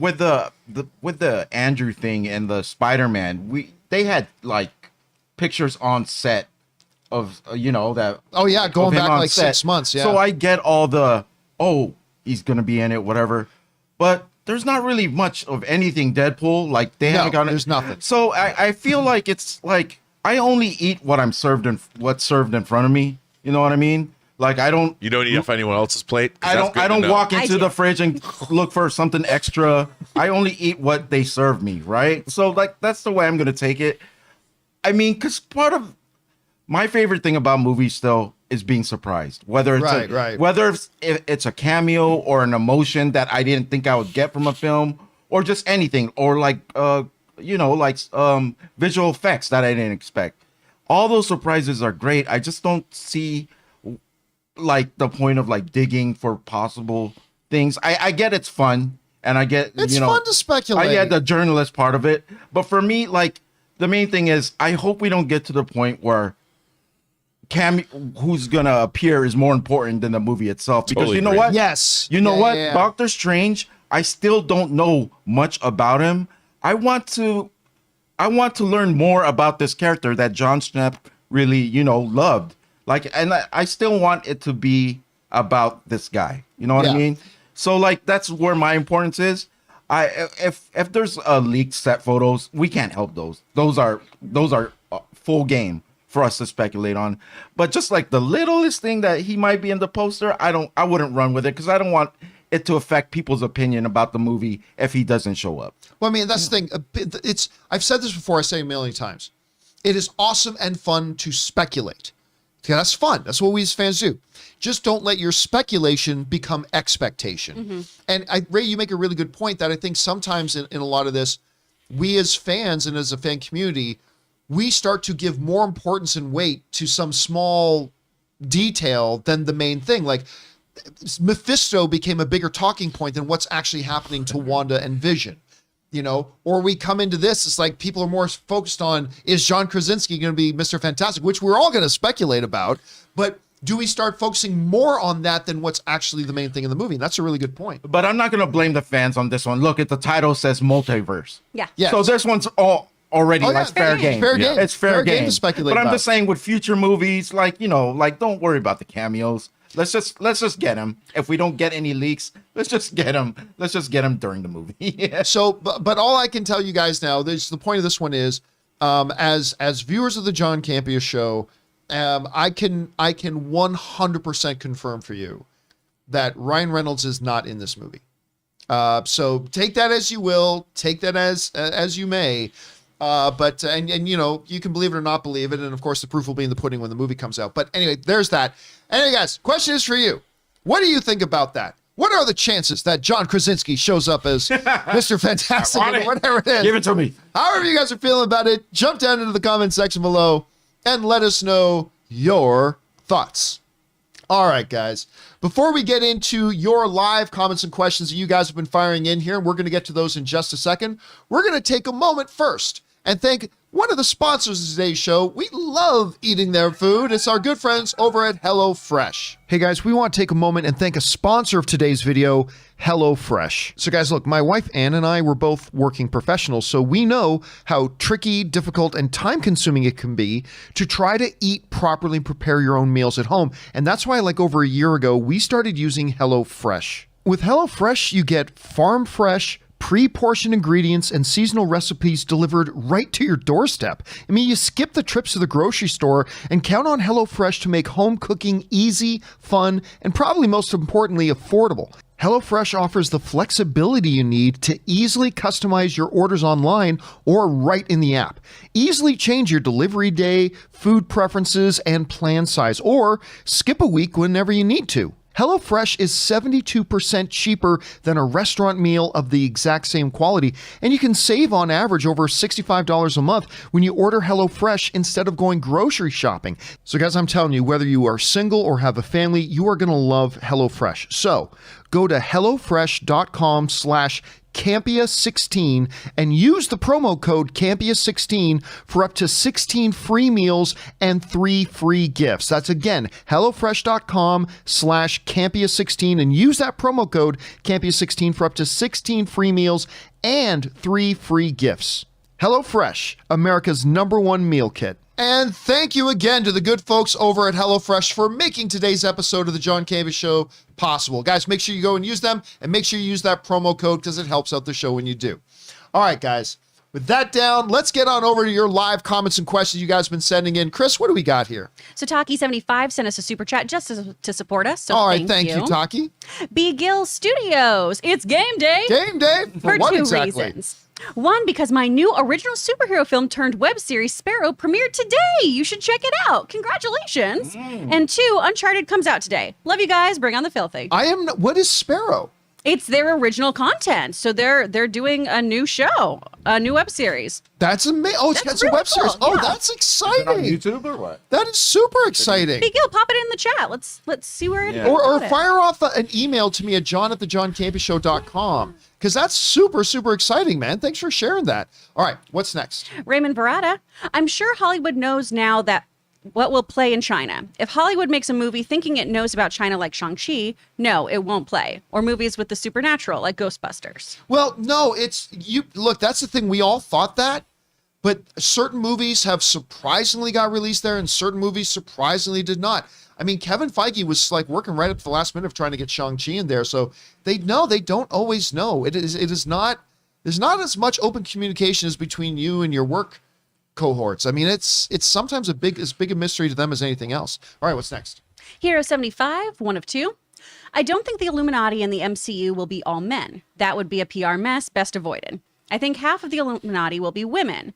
Shuri as Black Panther, Cap Carter makes sense as members of the Illuminati, but I'm not sure who else. Any ideas, or am I crazy to think this? I don't think you're crazy to think that, but I also don't think it would be a problem. I mean, the Illuminati have always been a certain set of characters. If they did those certain set of characters, I don't think anybody would have a problem with it. Just like they make Fantastic Four. Well, Fantastic Four is 3 men and 1 woman. If they make another Fantastic Four movie and they don't even it out to 2 men and 2 women, it's not a problem to people because that's the way it's always been. If they Come on, want to John, make a change, smash the patriarchy.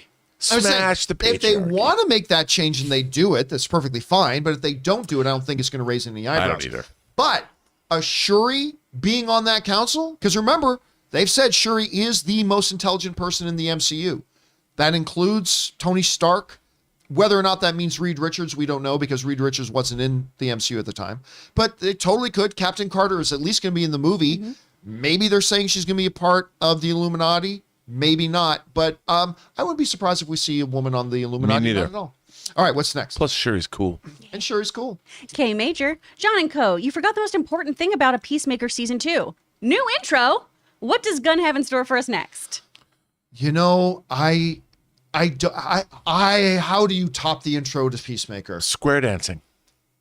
Okay. Oof. We had to do that in gym in Texas. Line dancing. Line dancing. I mean, I don't like Achy country music breaky at all, heart. but you do line. Like, it's got to be a choreographed thing that does not require any dancing skill to do. Because that was the thing. I laughed so hard the first time I saw it. Like, I couldn't believe what I was seeing. But yes, it's got to be that. But I am very excited for it. All right, what's next? Christian 301291 just watched the new Netflix Texas Chainsaw Massacre. God, this film is stupid. Should have watched Thunder Force instead. You know what? I saw some reviews come out for it, but I didn't read the reviews at all. I didn't know there was one. Yeah, I'm not Rob, the have you heard marketer. Came out on the anything about this? 18th. Oh, Came out yeah. on the 18th. Came out on the 18th, so it came out yesterday, or today. Yeah, I'm going to do a whole show next Saturday, about the whole Texas. The first movie I ever worked on, John, was Texas Chainsaw Massacre 3. I just don't know. Of all the franchises they keep trying to make happen, I don't understand why they keep going back to Leatherface. Leatherface, after the first Texas Chainsaw, it just doesn't really. Maybe Texas Chainsaw 2, but it just doesn't work. But I've heard really silly things about this movie. All right, thanks for letting us know about it, Christian. What's next? Spencer Nielsen. Hey, John, for Movie Club, have you considered doing a poll on Patreon to determine an upcoming film? Maybe once a month as a Patreon's pick? No, we'll be picking the movies. We'll be picking the movies that we're gonna do. It's just a lot easier, a lot simpler that way. By the way, I can let you guys know something. I'm gonna make a full dedicated video to this at some point. But you know what? No, we don't have time for it. I have something coming up. I'll talk about it probably over the weekend. I'll make a short video about this over the weekend, and I'll save it for then. But What? but I want to know. You're going to leave us in suspense? okay. Here's the quick thing about it. All right. Here it is. Good. I'm bullying you to tell us. You want to know why the John Campea Show is still here? Because of our Patreon supporters. Our Patreon supporters. When we started the John Campea Show, when I left my corporate paying gig, my hope was we could make $200 a month on the John Campea YouTube channel. That was my hope, that we could start at $200 a month and hopefully move on from there. The whole reason, and then, there was this new thing, Patreon, and some of our viewers suggested to me that we start up a Patreon. And so I'm like, all right, thinking if we can get 50 to 100 extra bucks a month, great. And so many of our viewers signed up to be Patreon supporters.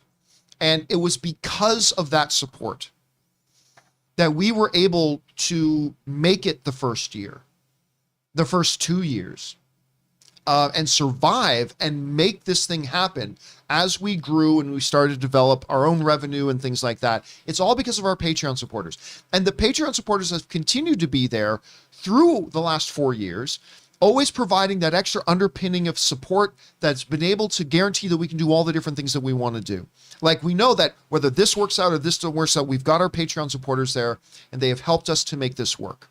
And I am not going to go into too in depth because I don't want to break into tears, but my level of gratitude towards those individuals and our viewers who have been our Patreon supporters, who have made it possible for us to still be here, is beyond description and beyond calculation what we owe the people who've been our Patreon supporters. We are in a different place now. We're doing really well. And not well enough to do all the things that we want to do, but well enough to do the things that we're doing now. And I will let you guys know that in the next couple of months, we are going to be, with great gratitude, we are going to be shutting down our Patreon. We're going to be shutting our Patreon down because all those incredible people who have been supporting us on Patreon, their duty, their contribution, their what they have added to making this show possible, the duty's been done. And it'll be with great, deep, and a thankful heart that we close it down and say thank you to everybody. Now, on top of all that, a lot of people have been saying to me, John, you know, it's really cool. Some of my favorite YouTube channels have YouTube memberships where you get your own badges and stuff like that. Can you start something like that? And we are going to start something like that because we've had a lot of people requesting it. My buddy Soul, who is, of course, the COO over at the Fine Brothers and the React channel for many years, he's going to be helping us out to get our own YouTube memberships going. So for those of you, you're going to be able to use those badges and emotes and all those kinds of things. But yeah, we're going to shut down the Patreon just because I can't ask any more of those of you who have been Patreon members for 4 years, have done and contributed and given to this show and what we do. I can't ask any more. And so thank you to everybody. And again, I'll talk about this more in detail another time. But for now, we're a little bit behind the clock, but there you go. We need to keep moving on. That was sweet and worth it, though. Antonio Starch, over or under 50% in Doctor Strange 2, Ant-Man will kill Strange and Scarlet Witch, and because of that, Mantis and Falcon will go after him. That seems oddly specific. I'm going to go well under 50%. Yeah. I'm going to say maybe that's a 5% thing. I can't imagine Paul Rudd would kill anyone. Would he? Scott's a sweet boy. He's such a sweet boy. All right, what's next? All right, Glenn Mark, 1 of 2. Hi, guys. I should clarify the podcast I'm doing is about a fictitious book club of my own creation, commenting on the Invisible Library series. Okay, well, that's good. And Glenn, the other part of your conversation, not dramatizing the actual books. I believe that would come under fair use? It yes. should, yeah. Yeah, at that point, yes. Now you should be safe. Yeah, because Okay. he brought that up on the show the other day. Yeah, that and I makes just had sense. some copyright concerns. Again, be very, very careful about that, Glenn Mark. But yes, there you should be okay. But again, I am not giving you legal advice. Just off the top of my head, I'm just telling you, it sounds good to me, but make sure you consult with somebody, do some research before you do. And All the right, podcast will be its own comedic self. Cheers for the tips, Chris. Oh, you're so welcome. Happy to help. Kevin Joyce, love the X-Men Wanda theory. Great opportunity for Frisian when the revelation takes place and checks all the continuity and narrative boxes. Again, we were talking about like whether the kids are involved, how that they've heard doing the no more mutants at one point in the past that changed the reality for our current perception of things. It could be very, very good, Kevin. All right, what's next? Maranta, playing for Hockey Gold on Sunday. Go Team Finland. Yeah, I should be super excited. But the problem is because of the COVID thing and everything, they made the decision that the NHL players were not allowed to play in the Olympics this year, which sucked. And so I'm not going to lie to you. I didn't watch any of the hockey games this year because I just lost. If you can't have your best players there, I wasn't really interested. However, our women's best were there. So I did watch some of our women's hockey, and Canada got gold. Beating there, I'll tell you what, the women's hockey USA-Canada rivalry, I'm not kidding you. It is one of the best rivalries in all of sports. It is a back and forth battle. Canada got the gold this year, but I was really happy to see that. All right, and good luck to Team Finland. All right, what's next? John Redcorn. Well, I didn't hate it. Uncharted was probably the most uninspired and extremely mediocre film I've seen in a long time. It didn't feel like Uncharted. I'm not gonna lie that it didn't really feel like Uncharted. Again, it would have been totally different if they had just done the treasure hunting better. Yeah. If I felt like the treasure hunting was exciting, had some of that magic to it that you were saying, something of wonder to it, and there was a verisimilitude to it. If you had gotten me just into that part, totally would have felt like Uncharted, and I totally would have liked it probably about 10 times better. All right, what's next? Teabagger. Do you think there's a chance Flash is going to stop Supes from snapping Zod's neck since they brought them back for the Flash movie? No, and nor should they. That was a situation that Zack Snyder put Superman in, where Superman did the only thing that Superman could do. It was either that or allow millions of people to die. Yeah, absolutely. What are you supposed to do with Zod? Put him in jail? Yeah, and I love that Zack Snyder put him in that Time out. situation. That he had to face that incredible situation, and I loved his response. And no, they should not retcon that at all. All right, what's next? Tacky75. Wanda arriving at the Illuminati HQ. I came here to chew bubblegum and kick ass, and I'm all out of bubblegum. I always gotta love a little Rowdy Roddy Piper We love it. quote coming from. Oh, what was the name of the movie again? They Live. They Live. A little bit of They Live in there, but also was borrowed by Duke Nukem. I believe Duke Nukem borrowed that line as well. All right, what's next? Alex Holt. Here in the UK, we can't watch Peacemaker. At the moment, there's no plans either to stream it here. I really want to see it. What do I do? I cannot tell you what you should do. I cannot in any way endorse piracy. Nor do I endorse piracy. Look, all One I've of our ever said. sponsors on today's show could help you out. One of our sponsors on today's show is ExpressVPN. With a VPN, you could watch Peacemaker right now. Yes, you could, theoretically. If you wanted to. Just saying that in theory. Look, I have said for a long. Look, piracy has hit very home to us. It hurt one of our friends very, very deeply. Yes. And piracy is theft. It just is. However, I think there's a gray area when you are somebody in a part of the world where you are a more than willing paying customer. I mean, here's my money. Take my. And can't a VPN actually help you do that? Yes. Where you can actually you can get things perfectly legally and pay for it too. It sure can, Rob. Using You sure can. ExpressVPN. That sounds fast, Rob. Express sounds really fast. I'm just saying we here do not encourage nor endorse any kind of piracy. But I have always said that I think there's a gray area when you are a paying customer and you are willing and anxious to pay for the content, and the content providers are simply not giving you a legitimate option of doing so. I'm not saying that makes it okay. I'm just saying I think that becomes a gray area. So do what you need to do, my friend. All right, what's next? Andy, I want a biopic on WWE pro wrestler Randy Orton. I know, what a random person to do a biopic on. I guess you could say my idea came from out of nowhere.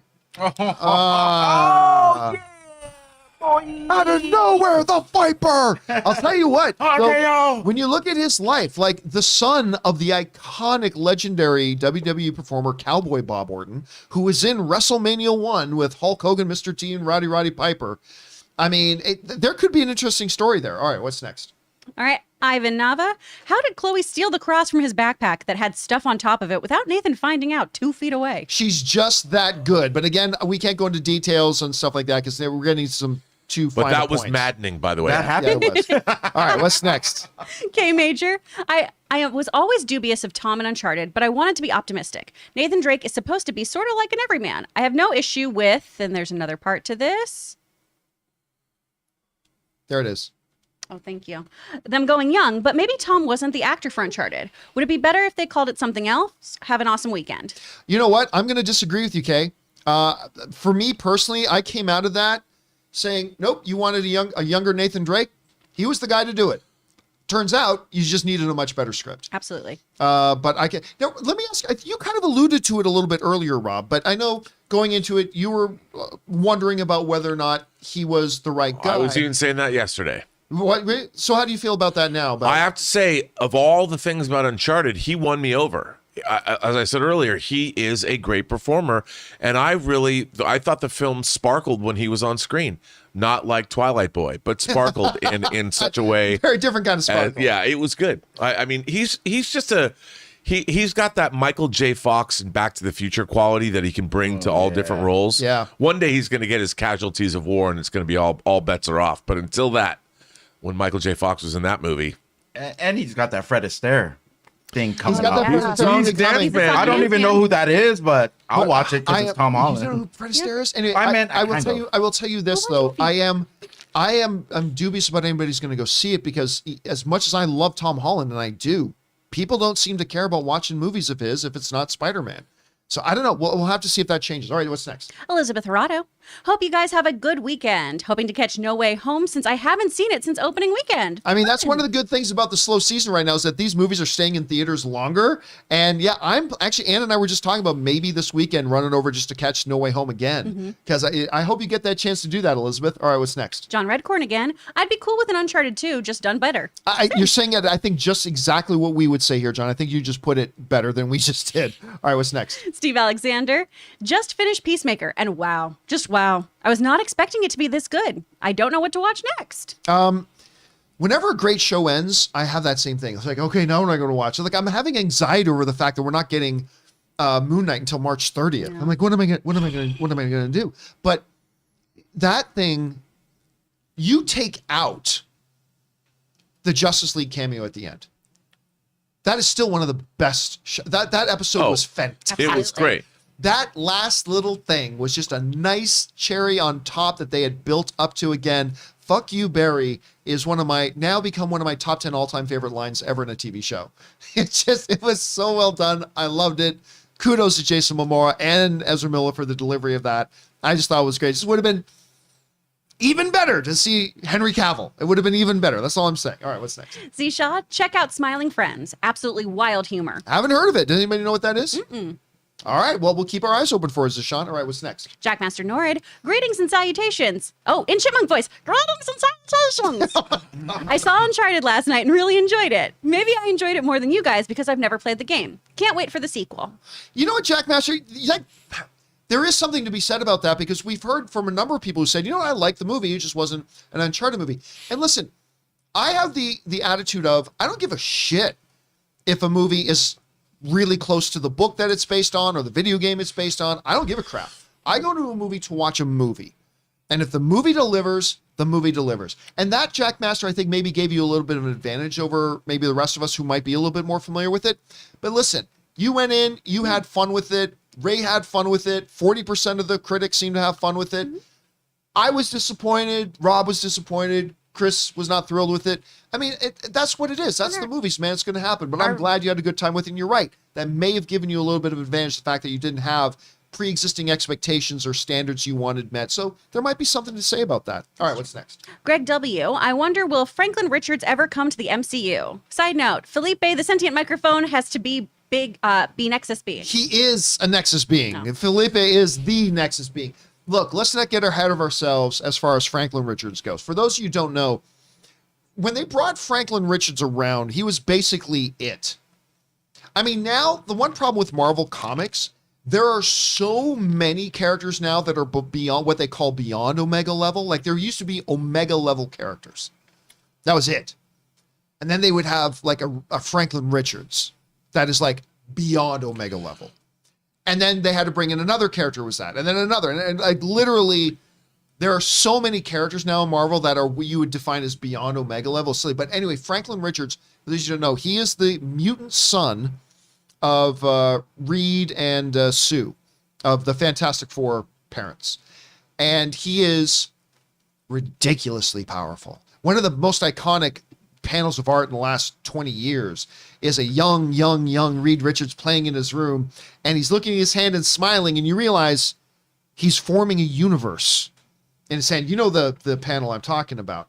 But if you had to just sum up to let people... You mean Franklin Richards. Did I say Reed? Yeah, you said Sorry, Reed. Franklin, who's the son of Reed. Well, no, I think you did a good job. I mean, he is like a gigantically powerful entity that can do all kinds of crazy things. I mean, I'd like to see Franklin Richards if they put him in a Power Pack movie.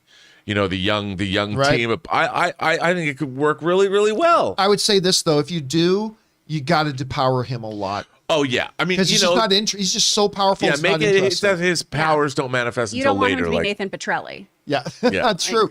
But we let's get the Fantastic Four in first before we start worrying of about course. Franklin. Before they even have a kid. Yeah. All right, what's next? Ravon, Rob, you'll be happy to know after 28 years on this earth, I finally watched Star Trek, the original series. Wow. I absolutely loved it and binged all 3 seasons. Where do I go next on my trek? Star Trek: The Motion Picture, and then Star Trek II: The Wrath of Khan, then Star Trek 3, then Star Trek 4: The Voyage Home, Star Trek 5: The Final Frontier, and after you've watched, well, then after 5 you go watch. Actually, after 4 you go watch Next Generation, GG. and then Deep Space Nine, and then Voyager, and then Enterprise, and stop there. Yeah. There will be many in the Star Trek fan community that will recommend that you don't start with Star Trek the Motion Picture. Well, no, you said after the original series. Yes. You can skip Star Trek the Motion. Well, No. Rob, there are people like Rob who believe that you can. I believe you can forego that and go right to the Wrath of Khan. You have no problem skipping. Wait right to until Wrath the of Khan. director's edition comes out in 4K. They've remastered it. It's great.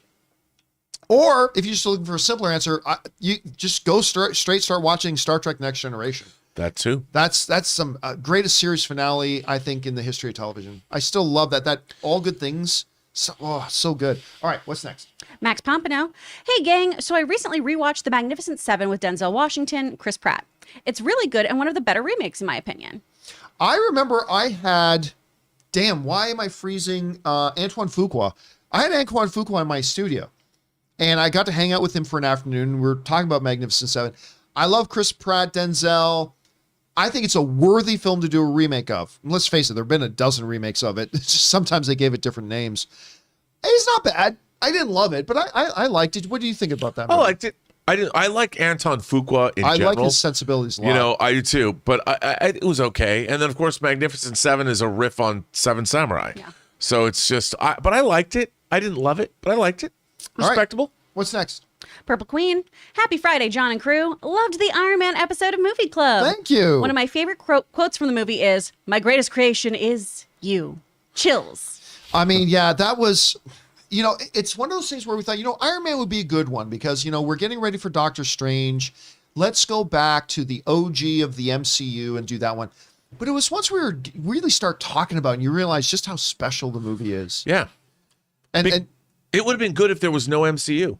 People Yeah, would still on look its back own, on it yeah. as one of the great superhero movies. yeah, absolutely. And thank you for watching it, Purple Queen. And by the way, guys, don't forget our next movie club is on Tuesday at 4 p.m. Pacific Standard Time. And to commemorate the releasing of the Batman, we're going to go back and we're going to do Batman Begins. That was Batman Begins for our next episode of Movie Club. All right, what's next?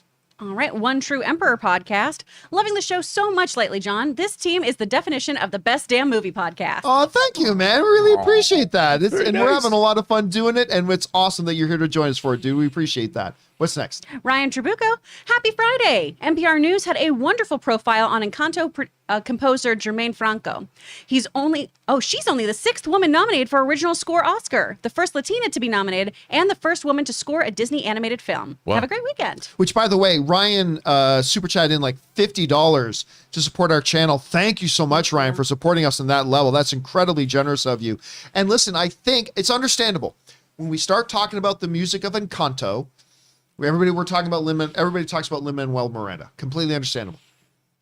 But the score of the movie is beautiful. really quite good. The music that plays with the scenes, rather than just the musical numbers, is also wonderful and incredible. And it's really unfortunate that Franco can do that kind of work, and a lot of people aren't. I'm really grateful that the Academy recognized it because she did an absolutely fabulous job. And I did not realize that, Ryan, that she's only the sixth woman. Sixth woman. That's great. In all the years. And the first Latino, which is bonkers that it's taken this long. So, yes. So yeah, congratulations to her. That is an incredible number. And thank you for giving us that little statistic in there, Ryan. And again, thank you for supporting us on that level, dude. It's incredibly generous of you, man.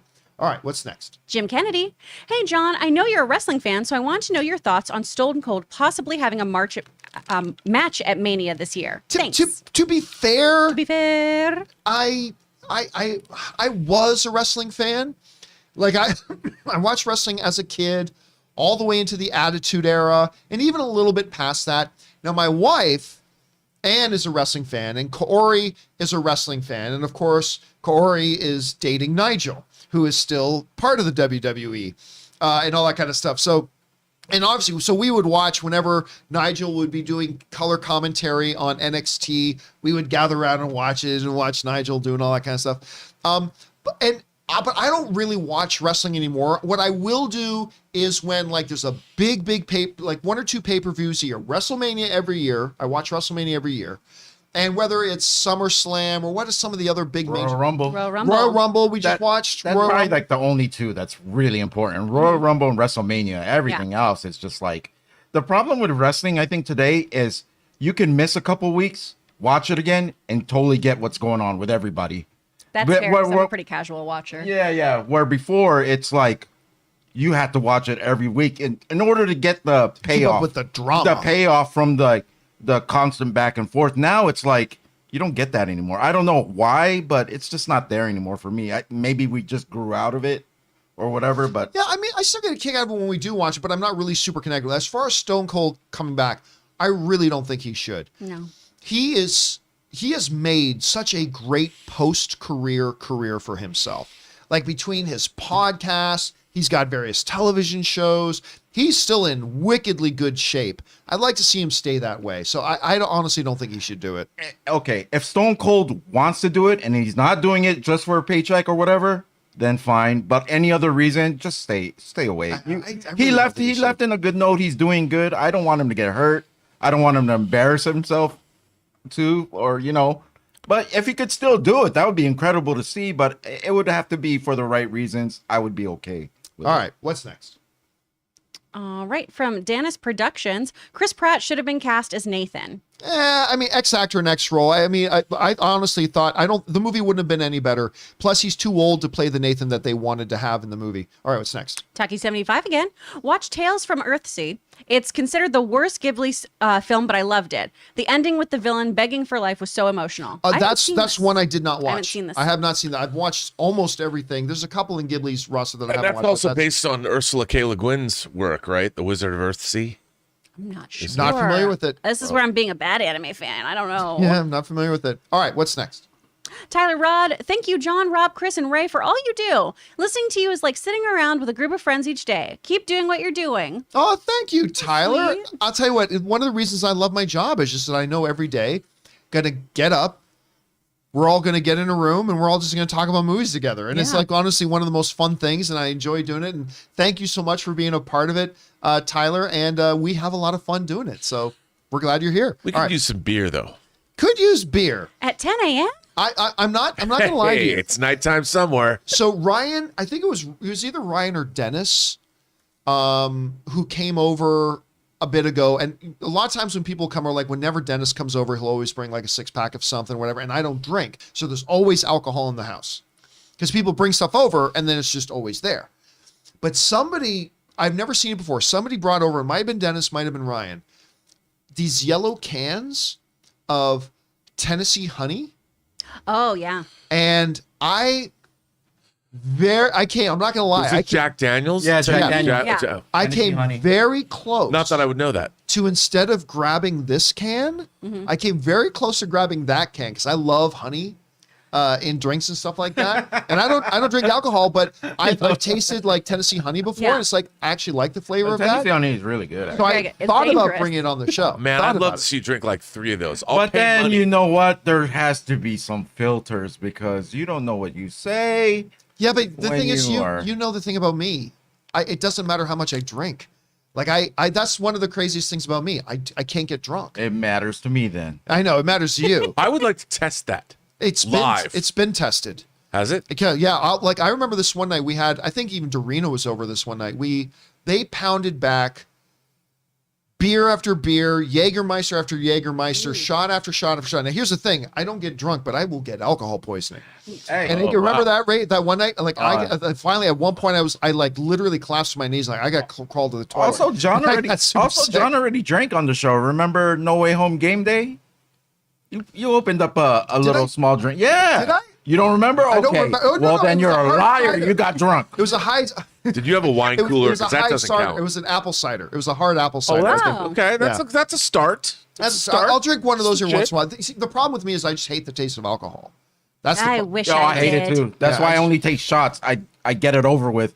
If you want to get drunk, let me just drink the the smallest amount of alcohol possible Oh, man. just to get wasted. Nah. Now I've Yeah, derailed because you know the people sit entire there show. and drink beer. All right, we got to keep People- going. We got to keep going. All right, what's next? Elizabeth Arado. James Gunn said that he's doing a spin-off of a certain character from Peacemaker. Who do you think it was? Judo Master, maybe? He's still alive. I don't think he said that. I think he's saying he's doing another character from Suicide Squad.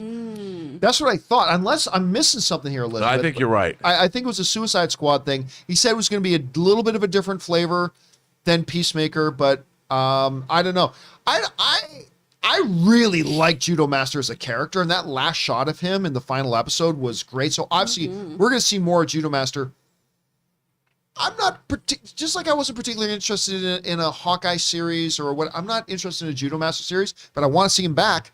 All right, what's next? Jacob Hirsch. John, do you memorize your opening and closing dialogues for your show? Greetings and salutations and so on? Well, I mean, I've only said it about 4,000 times. Greetings and salutations, everyone. Welcome to the best anime related show on the planet Earth, the John Campea Show, coming from right here on my YouTube channel. I'm, of course, your host, John Campea. Oh, yeah, right here on my YouTube channel. Yeah, I've just done it so many times, it's kind of burned in at this point. All right, what's next? Addison, looking forward to The Last of Us show. Even as a biased fan, the talent on and off screen screams potential. But I also said the same about Boba Fett. Yeah, I mean, fun. that's just the thing. Everybody will have a bad day at the office. You never know what's going to happen. Like, I say this all the time. If you can do everything right and have something not work, like, look, poker analogy. Obviously, I'm a poker player. Poker analogy. You can get dealt pocket aces, and you can wind up going all in. You can still lose the hand. Does that mean going all in or calling it all in with pocket aces was the wrong move? No, it was absolutely the right move. Somebody goes all in and you look down at pocket aces, you call. You call 10 times out of 10. In some very rare tournament situations, maybe otherwise. But generally speaking, you call. That's the right move. You can still lose. And that's the thing. And like you go into a Boba Fett, it's like, it's Boba Fett. It's Jon Favreau. I mean, this is going to be a hit. And it wasn't. With Last of Us, you got the greatest story I think ever told in a video game. Mm-hmm. You've got HBO, which is the best network when it comes to creating series. And you got the guy who did Chernobyl. If you had to put your money on it, put your money on this. But it could still end up being bad. You never know. But, I mean, it's got all the things working in its favor. All right, what's next? Sam Sprill. Hey, John and crew. I watched Mailbag yesterday. You and Rob's theory about Wanda has a few holes and seems too complex for me personally. The funny thing is, first, it doesn't have any holes. But this isn't my theory. This is just like an amalgamate. Well, a little bit of it's mine, but it's built upon other people's theories. But there really are no holes to it, and it's quite simple. I mean, compared to a lot of the other theories out there, the very idea of that at one point in the history, she said no more mutants. That explains that one simple fact would explain everything about why there are no mutants right now, why nobody knows about it. It explains a ton of shit. Yes. And it's derived out of the comics. And it's a comic connection.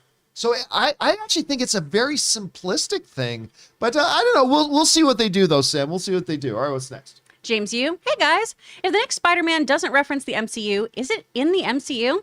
Also, I'm all for Hasselhoff as a variant of Fury. Oh, yeah. If they did that, that would be killer. That'd be great. Or freaking Drago. What's Drago's? Dolph Lundgren. Dolph Lundgren. Did Dolph he do Lundgren it? not do? I believe he did a Nick Fury thing. Did he not? Or did he do Punisher? He was Punisher. Dolph Lundgren did Punisher. Sorry, I caught myself there. So, David Hasselhoff was Nick Fury. well, yeah, we know that. But I also remember Dolph Lundgren doing, that was a Punisher thing he did. Yep. But The first Punisher movie. no, if the next Spider-Man thing does not reference the MCU, we've seen other things not reference the MCU, so I wouldn't read too much into it at this point. But I am very, very curious to see where they're going to go with Spider-Man from here. All right, what's next? Lore Howard. My name sounds like Lori. Oh, Lori Howard. Okay, there we go. I'm so sorry about that. Question. What do you think about the new show on Paramount from Yellowstone creator? Looks good to me. First of all, Lori put in a $50 super chat. So thank you so much, Lori, for supporting us on that level. That is incredible. Thank you so much for that. If you're talking about 1883, then I love 1883. I think it's great. I don't think it's as good as Yellowstone, but it is quite good. Now, he's got another show that he's also got, why am I forgetting of the Hell or High Water? Sheridan. Sheridan is his name. The guy who created Yellowstone. He's got another show that just came out recently. It's called Mayor of Kingstown. Not to be confused with the Mayor of Easttown. The Mayor of Kingstown with Hawkeye. It's good. It's great. I love that show. I got hooked on it from episode 1. And I'm trying to remember what network. Is that also on Paramount or is it an Apple TV show? I cannot remember where Mayor of Kingstown is. Yeah, I want to say, is it Paramount? It's either Paramount or Apple TV. It would make sense if it was Paramount, but at any rate, that's another new show of Sheridan's, and it's wonderful. If you guys have not checked out Mayor of Kingstown, you absolutely need to check that out. All right. And everybody in the live chat is saying it is Paramount. Okay, so yeah, so that's also on Paramount. Check it out. It's fantastic. All right, what's next? Jonathan J. Wolfe, still watching every Best Picture Oscar film, just did Gigi, Ben-Hur, and The Apartment. Tonight's movie is 1961's West Side Story. What are your thoughts? I am actually not the biggest fan of the original West Side Story. Oh.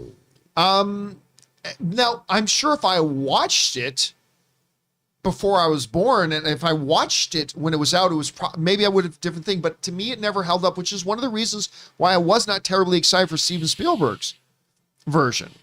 And now I think it's the best movie of the year. But yeah, so that's me. But I love both the like original. that, right? I've loved it. I've seen it in 70 millimeter like 5 times. I love it. All right. Love it. What's next? Empire Fan 1980. Tomorrow is Bobby Brown's 18th birthday. It just seems like yesterday that she was the little kid from season 1 of Stranger Things. I'm getting old. Yeah, these kids, Wow. I saw a recent picture of these kids. It's like they're all so big. I mean, they're all adults 18. I guess that means she can now play Princess Leia and make it canonical. I mean, have you seen that when they have her, like they've done her up as Princess Leia? With the hair buns and everything? Yeah. I didn't see that. She looks just like Carrie Fisher. So how old was Carrie when she did the original Star I think Wars? she was like 19. 19, I think it was, yeah. So she could literally do it. Yeah, it is crazy that these kids are getting older. Princess All Leia right. series starring Millie Bobby Brown. Jared What's next? Leto sent in a super chat. Excellent. Morbius himself. So sorry for all the things I've said, Jared, By the about way, your film. how cool is that Morbius trailer they played before Uncharted? Yeah. I know. Pretty good. Chris is still not bought in on Give the Morbius me man train. bat. All right, what's next? Uncharted was fun to a certain degree. Cursed was a fun thriller in the vein of The Witch, and Dog was what 2015's Max should have been. Cute and charming with no villains and how PTSD affects army dogs. That's good to know. You know, I've heard decent things. I think Anne's going to want to go see it. that movie. What movie? Dog. Dog. Oh, right. But you know, again, that's the thing about Uncharted. It's not I don't consider it to be a terrible movie. No. Like I said, I think it's got some pros. There are things that some worked in it that whatever. But I just don't also consider it a good movie. It just had some things going for it. It did a number of things mind-boggling that just confounded my imagination.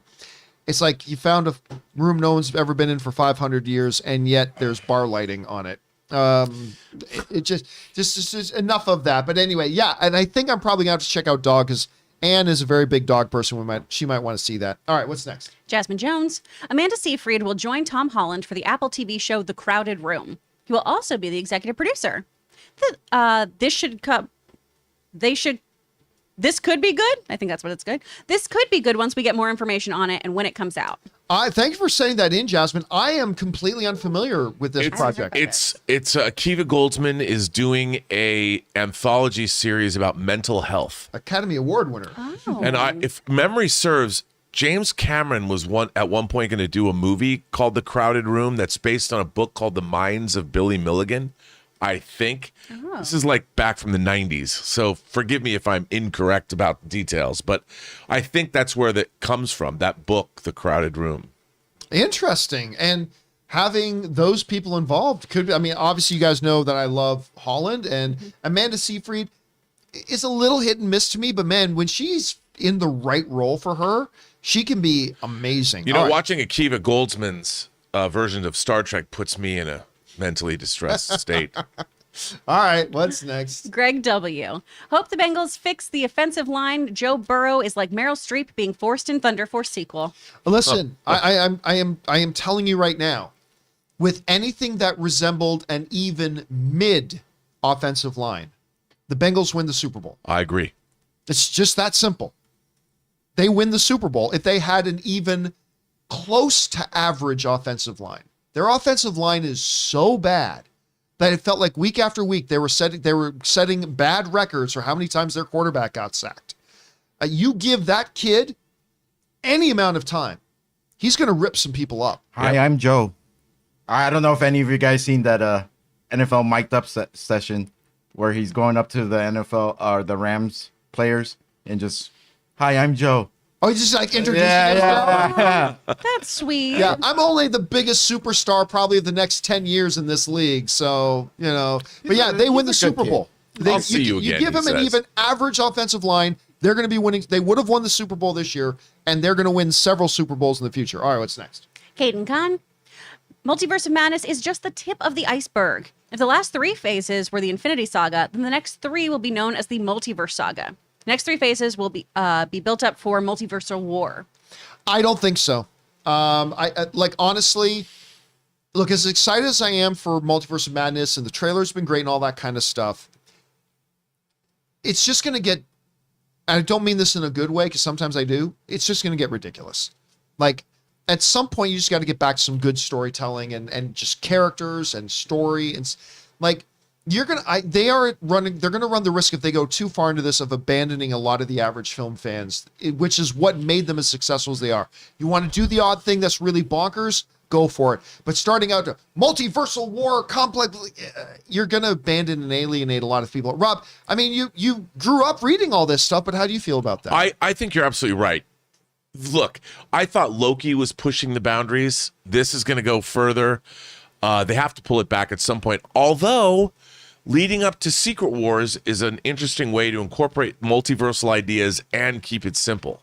And that should be the end. They got to close this door at some point, because otherwise the whole MCU is going to spin off into multiversal oblivion. All right. What's next? Ryan Launer. What's the difference between Matt Murdock and Wanda Maximoff? Matt can handle not having vision. That's ridiculous. What was that? That's pretty good, man. Well, not say it one more time. Right, it says, it's a what's the blind difference joke. between Matt Murdock, who is Daredevil, and Wanda Maximoff? Matt can handle not having vision. Get it? Because he's blind. That's pretty good. That's great.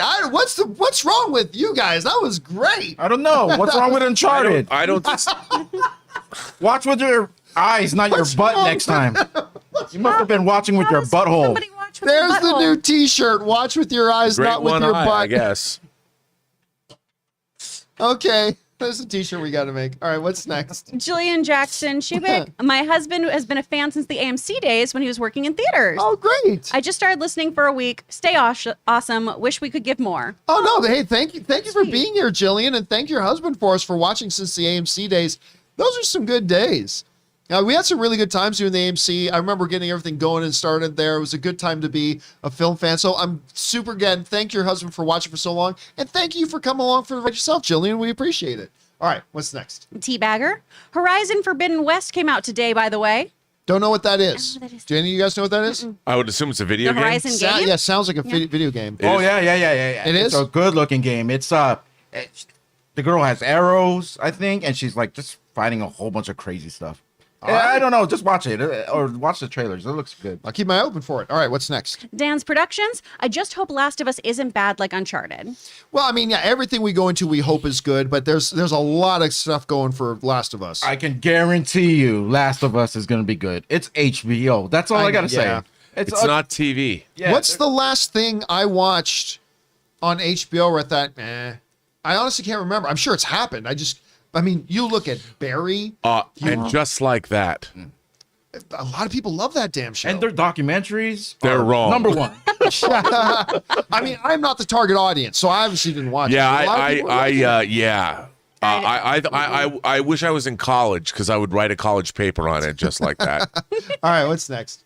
The Nocturnal Disney Podcast. It's game day, John. Game day. Midge Maisel is taking the stage again tonight for season 4, baby. I'll tell Yes. you what, there every once in a while a show pops on that is like, whatever, it's Ms. Maisel. And then Anne made me watch the first couple episodes of The Marvelous Ms. Maisel. I was floored by how good it is. This is one of the most charming, wonderful characters on TV. It's won an ass load of awards. Deserves it. I think they just said they're going to do season 5, and 5 will that's be the it. last Yeah. one. This show has been incredible, and you've been on board I with it love too. it from the very beginning. I love this show. I mean, I love its period nature. I love the fact that Lenny Bruce is a secondary character in the show, and I love Rachel playing Mrs. Maisel. So good. All She right, is what's so next? good. Hut 359, movie club recommendations, sneakers, and the amazing film Free Enterprise. I can tell you right now, at some point, I love sneakers. Sneakers will be one of the films. What we sneakers? Do. Sneakers is Robert Redford, Sir Ben Kingsley, Sidney Poitier, River Phoenix, Dan Aykroyd, James Earl Jones. Dang. I mean, it is. Is it David Strathairn or? Yep, Strathern or her I name. love him. It is seriously. It's kind of like it's kind of in a category that's kind of like The Princess Bride. It's one of those films that it's just delightful. So, long short of it is this: Robert Redford and his crew, they run an organization where banks and companies will hire them to break in to reveal the weaknesses in their security. And he was friends when he was younger with a Ben Kingsley character. But something went wrong with one of their capers when they were younger, and Ben Kingsley got caught and arrested, whereas Robert Redford's character got away. But Ben Kingsley's back now. But anyway, I'll leave it at that. The movie's called Sneakers. So good. We will definitely do it as a movie Also, club The one of these Terminal is definitely on the list. All right, what's next? Any gamer reviews. Gonna see Uncharted in a little bit. Not super hopeful, being a big fan of the franchise, but I hope I enjoy it. I hope you enjoyed too, man. And listen, like I said, even though I was disappointed with the film, there's stuff in there to enjoy. And if some of the things are more enjoyable to you and some of my drawbacks weren't all that big of a deal to you, you could come out of there having a really good time. So I hope you do. All right, what's next? Never lose your nerd.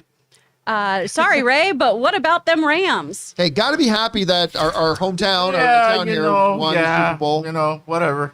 Hey, you got to feel good, though, for Aaron Donald. Yeah. That dude, he is arguably one of the top 3 best football players of all time. And he got his ring. And don't apologize to me, man. The better team won. That's it.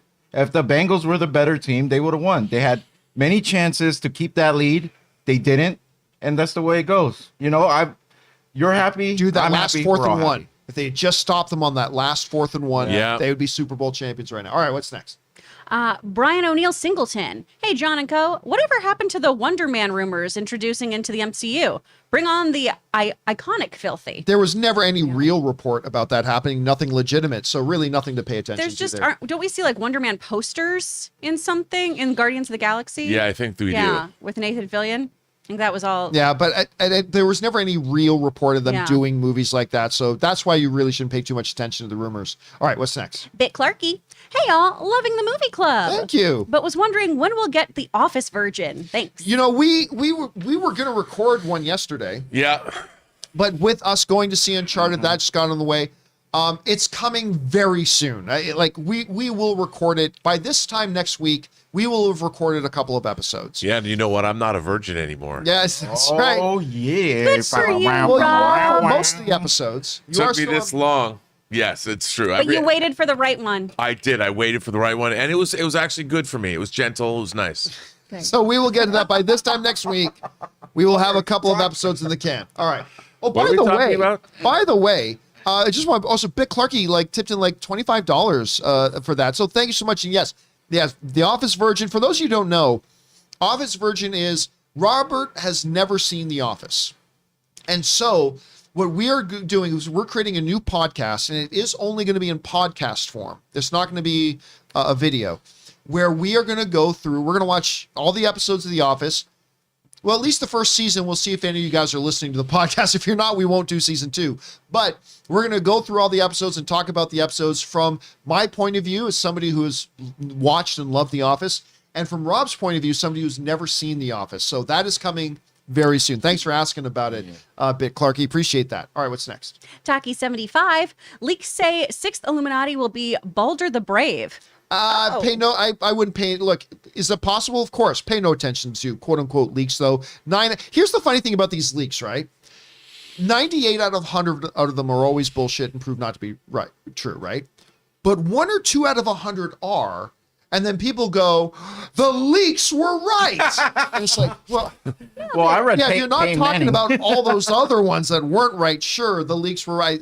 That's why there's really no point in paying much attention to them until it And comes out. that's Thor's half brother, right? Oh, I thought he was. Why? Sort of, right? Yeah. I was he the half I think brother? he's I thought he Thor's was. half brother. All right, anyway, but Or that's 616. relevant at this But point. like, for why would he be there? All right, No. let's move on. What's next? Jasmine Jones, part 2. I meant in the did I miss a part 1? Part 2. I meant in the crowded room could be good once we get more information on it and when we actually see it. Oh, of the Tom Holland thing. Yeah. Oh, I didn't see a part 1. Same. listed as Sorry about that, Yeah, it might Jasmine. be like again. I'm not aware of it, but this does sound interesting. You got some great people attached to it, Jasmine. So let's keep our fingers crossed and hope it's good. All right, what's next?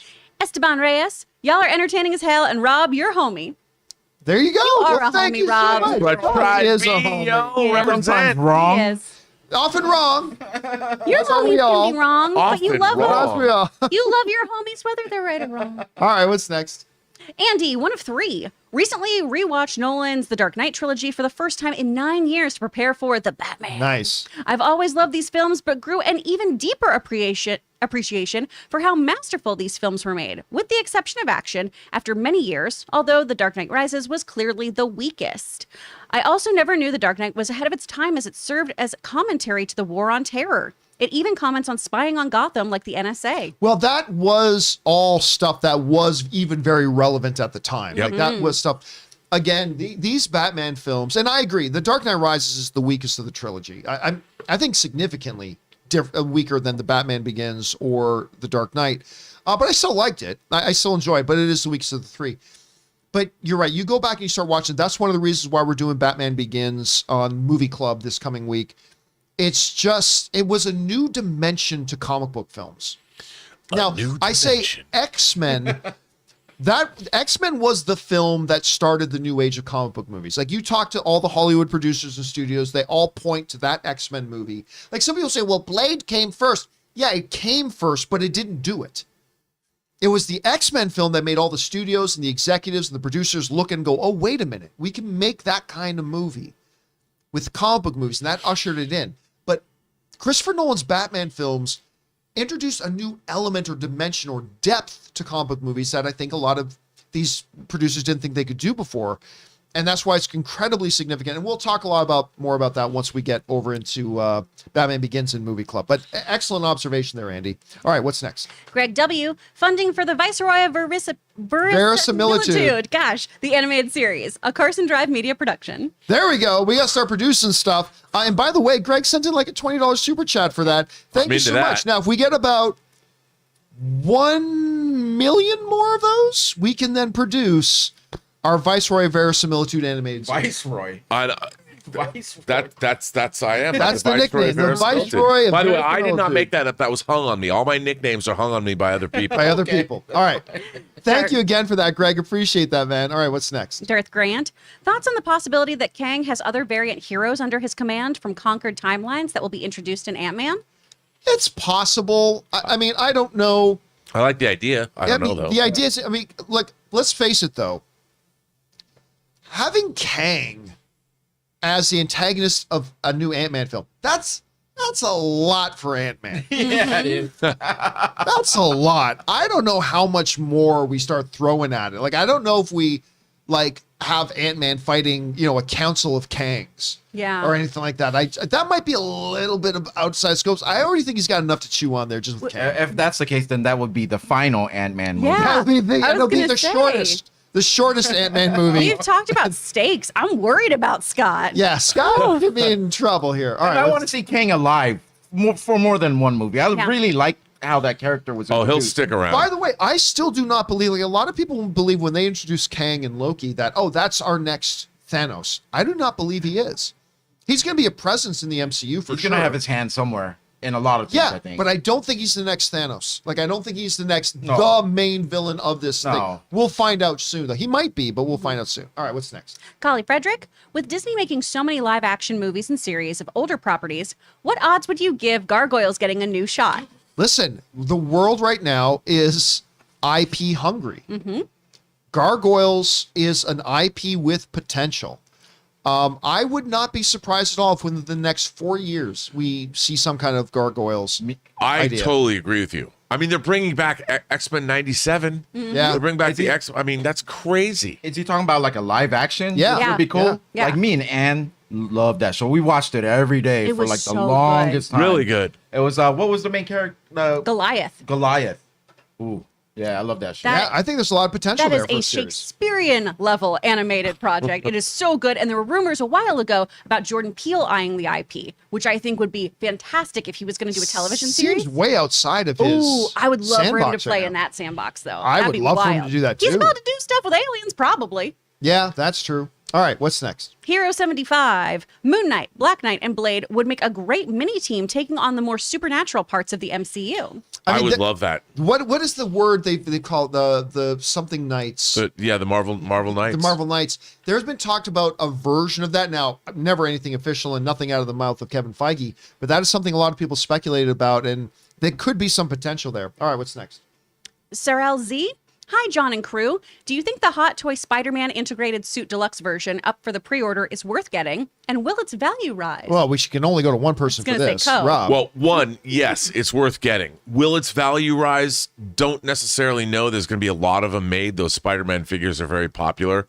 But most Hot Toys figures, they're not a bad investment. Yeah. But you know what? You shouldn't buy toys to invest in. Invest in real estate.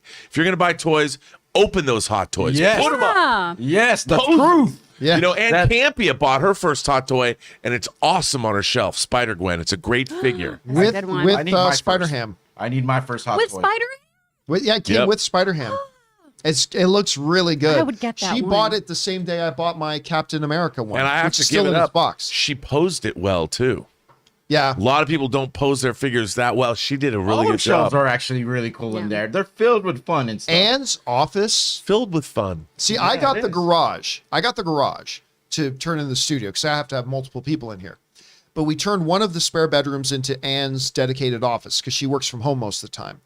Her office is way cooler than mine. She just did a much better There's a job of reason that. why you don't see John's shelves. Yeah, but we're here, John. We're here. My shelves are not for display. I know, My I shelves know. are actually It's- storing. I know. We're keeping our granola bars. All right, what's next? Sully, I just finished watching the 9 Star Wars movies, and I only ended up liking 3.5. I actually liked the sequels the best. Episode 7 was my favorite. Mando is up next. Oh, you're in for a treat with Mandalorian, man. Really are. Yeah, listen, I think other than the original trilogy, Star Wars Episode 7, The Force Awakens, is my favorite Star Wars movie, other than the original trilogy. I just remember, both Schnepp and I liked it, but we started going across, because our studio was across the street from the AMC Burbank 16. It used to be in the AMC Burbank 16. Then we got our much larger studio that you guys mostly remember from the Collider days. And so we hit lunchtime and we go, Star Wars? Star Wars. And Schnepp and I would walk across the street to the Burbank 16, which we were able to get in for free at the time. And we'd go in and we'd watch the matinee of Phantom Menace. And then we'd do it again. And we did that like 6-7 times. And every time we liked it more and more and more. And I love that movie. I'm glad obviously to me, it still doesn't hold a candle to the original trilogy, but still, I'm glad you enjoyed it, man. And I'm excited that you get to watch Mandalorian. All right, what's next? Seconds from Disaster, 1 of 2. Hey, everyone. So, Ray, I haven't heard of the show you were talking about, but the SFD name was my old band's name, and I bought the trademark, so I could own the name, so now I use it as my brand. Oh, wow. In other news, Peacemaker gave Captain America a run for his money with that shield.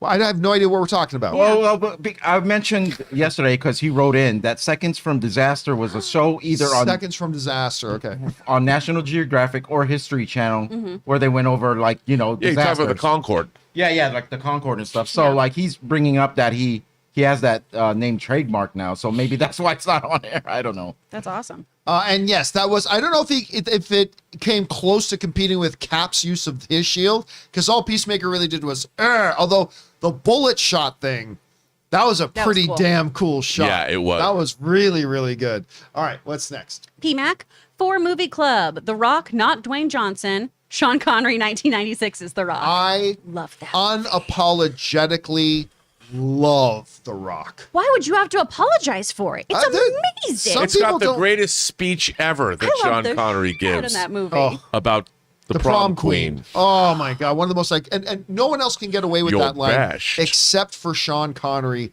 saying that line. But I like everything from Nick Cage arguing about the quality of records. First of all, these sound better. I mean, That's a good case. Wow. Thank you very much. And Ed Harris, dude. Ed Harris is so Ed Harris great. ruled in The Rock. Michael Biehn in it. I mean, I love that movie. Can't get enough of it. Love it. All right, what's next? Empire Fan 1980.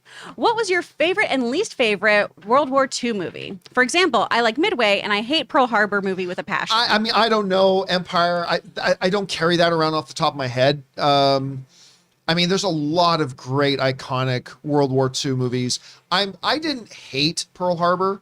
I didn't like it, but I didn't hate it. But I'd have to think of some other ones too. But I can't think of them off the top of my head. There's so many different kinds. Like Yeah. when I think of World War II, I think of Where Eagles Dare or Patton. I love Patton. Patton's great. But then again, I love Saving Private Ryan, but I love The Dirty Dozen. I love The Great Escape. Saw Ridge. You know, Hacksaw Ridge. There's so many So different. There's good. so many different versions, different World War II kind of World War II movies. I know it's a mini series, but I mean, Band of Brothers is like the, Yep. the Oh, that's staple for become me. kind of a standard. Yeah. A lot of Winds of people. War is one of my favorite miniseries of all time. I Call love of it. Duty. The game. Right one for the right one. All right, what's next? Out of time 1985. Did you know the Flash scene in Peacemaker was actually filmed by Marvel as it was shot on the Guardians of the Galaxy Volume 3 set? That I is found this true. super interesting. Yeah. Wait a minute. What? Yeah. They what? filmed that scene with the Flash and Aquaman on the set of Guardians of the Galaxy. They allowed him to do it just because, and then James Gunn was allowed. There was a Marvel scene that was filmed on the set of Suicide Squad. I think so. There was some kind of There was a switch. trade-off. Yeah, Yeah, He there you talked go. about that in his interview last week. We about to get Marvel versus DC. See this cooperation going on? I still don't think we're ever going to see that, but it's good to see them working together and making things good for everybody. I love hearing that. All right, what's next? Darth Grant. You know, I'm already over Doctor Strange Multiverse of Madness information. I've read possible plot leaks and seen all the information out about it. I'm excited, but I'm ready for Thor promotion now. I hope it's a little more serious. I don't. Listen, I still have this debate with people all the time.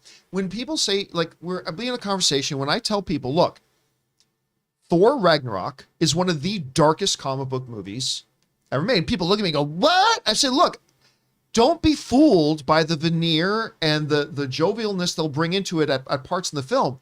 This is a movie where Thor loses an eye, he loses Mjolnir, his father dies, his home world is destroyed, his own sister, he has to arrange for the death of his own sister.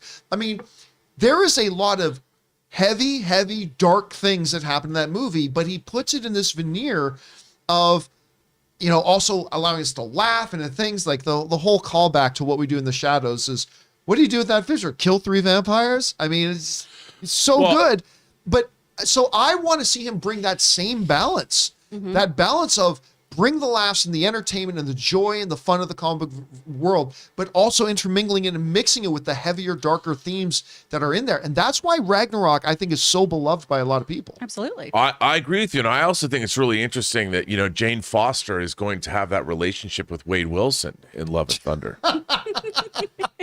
Also, the bright colors. They, color scheme. he's a jilted lover, and of course Wade is in mourning because he's lost his love, and they find each other. They can be That's each where other's Daredevil's pancake. coming.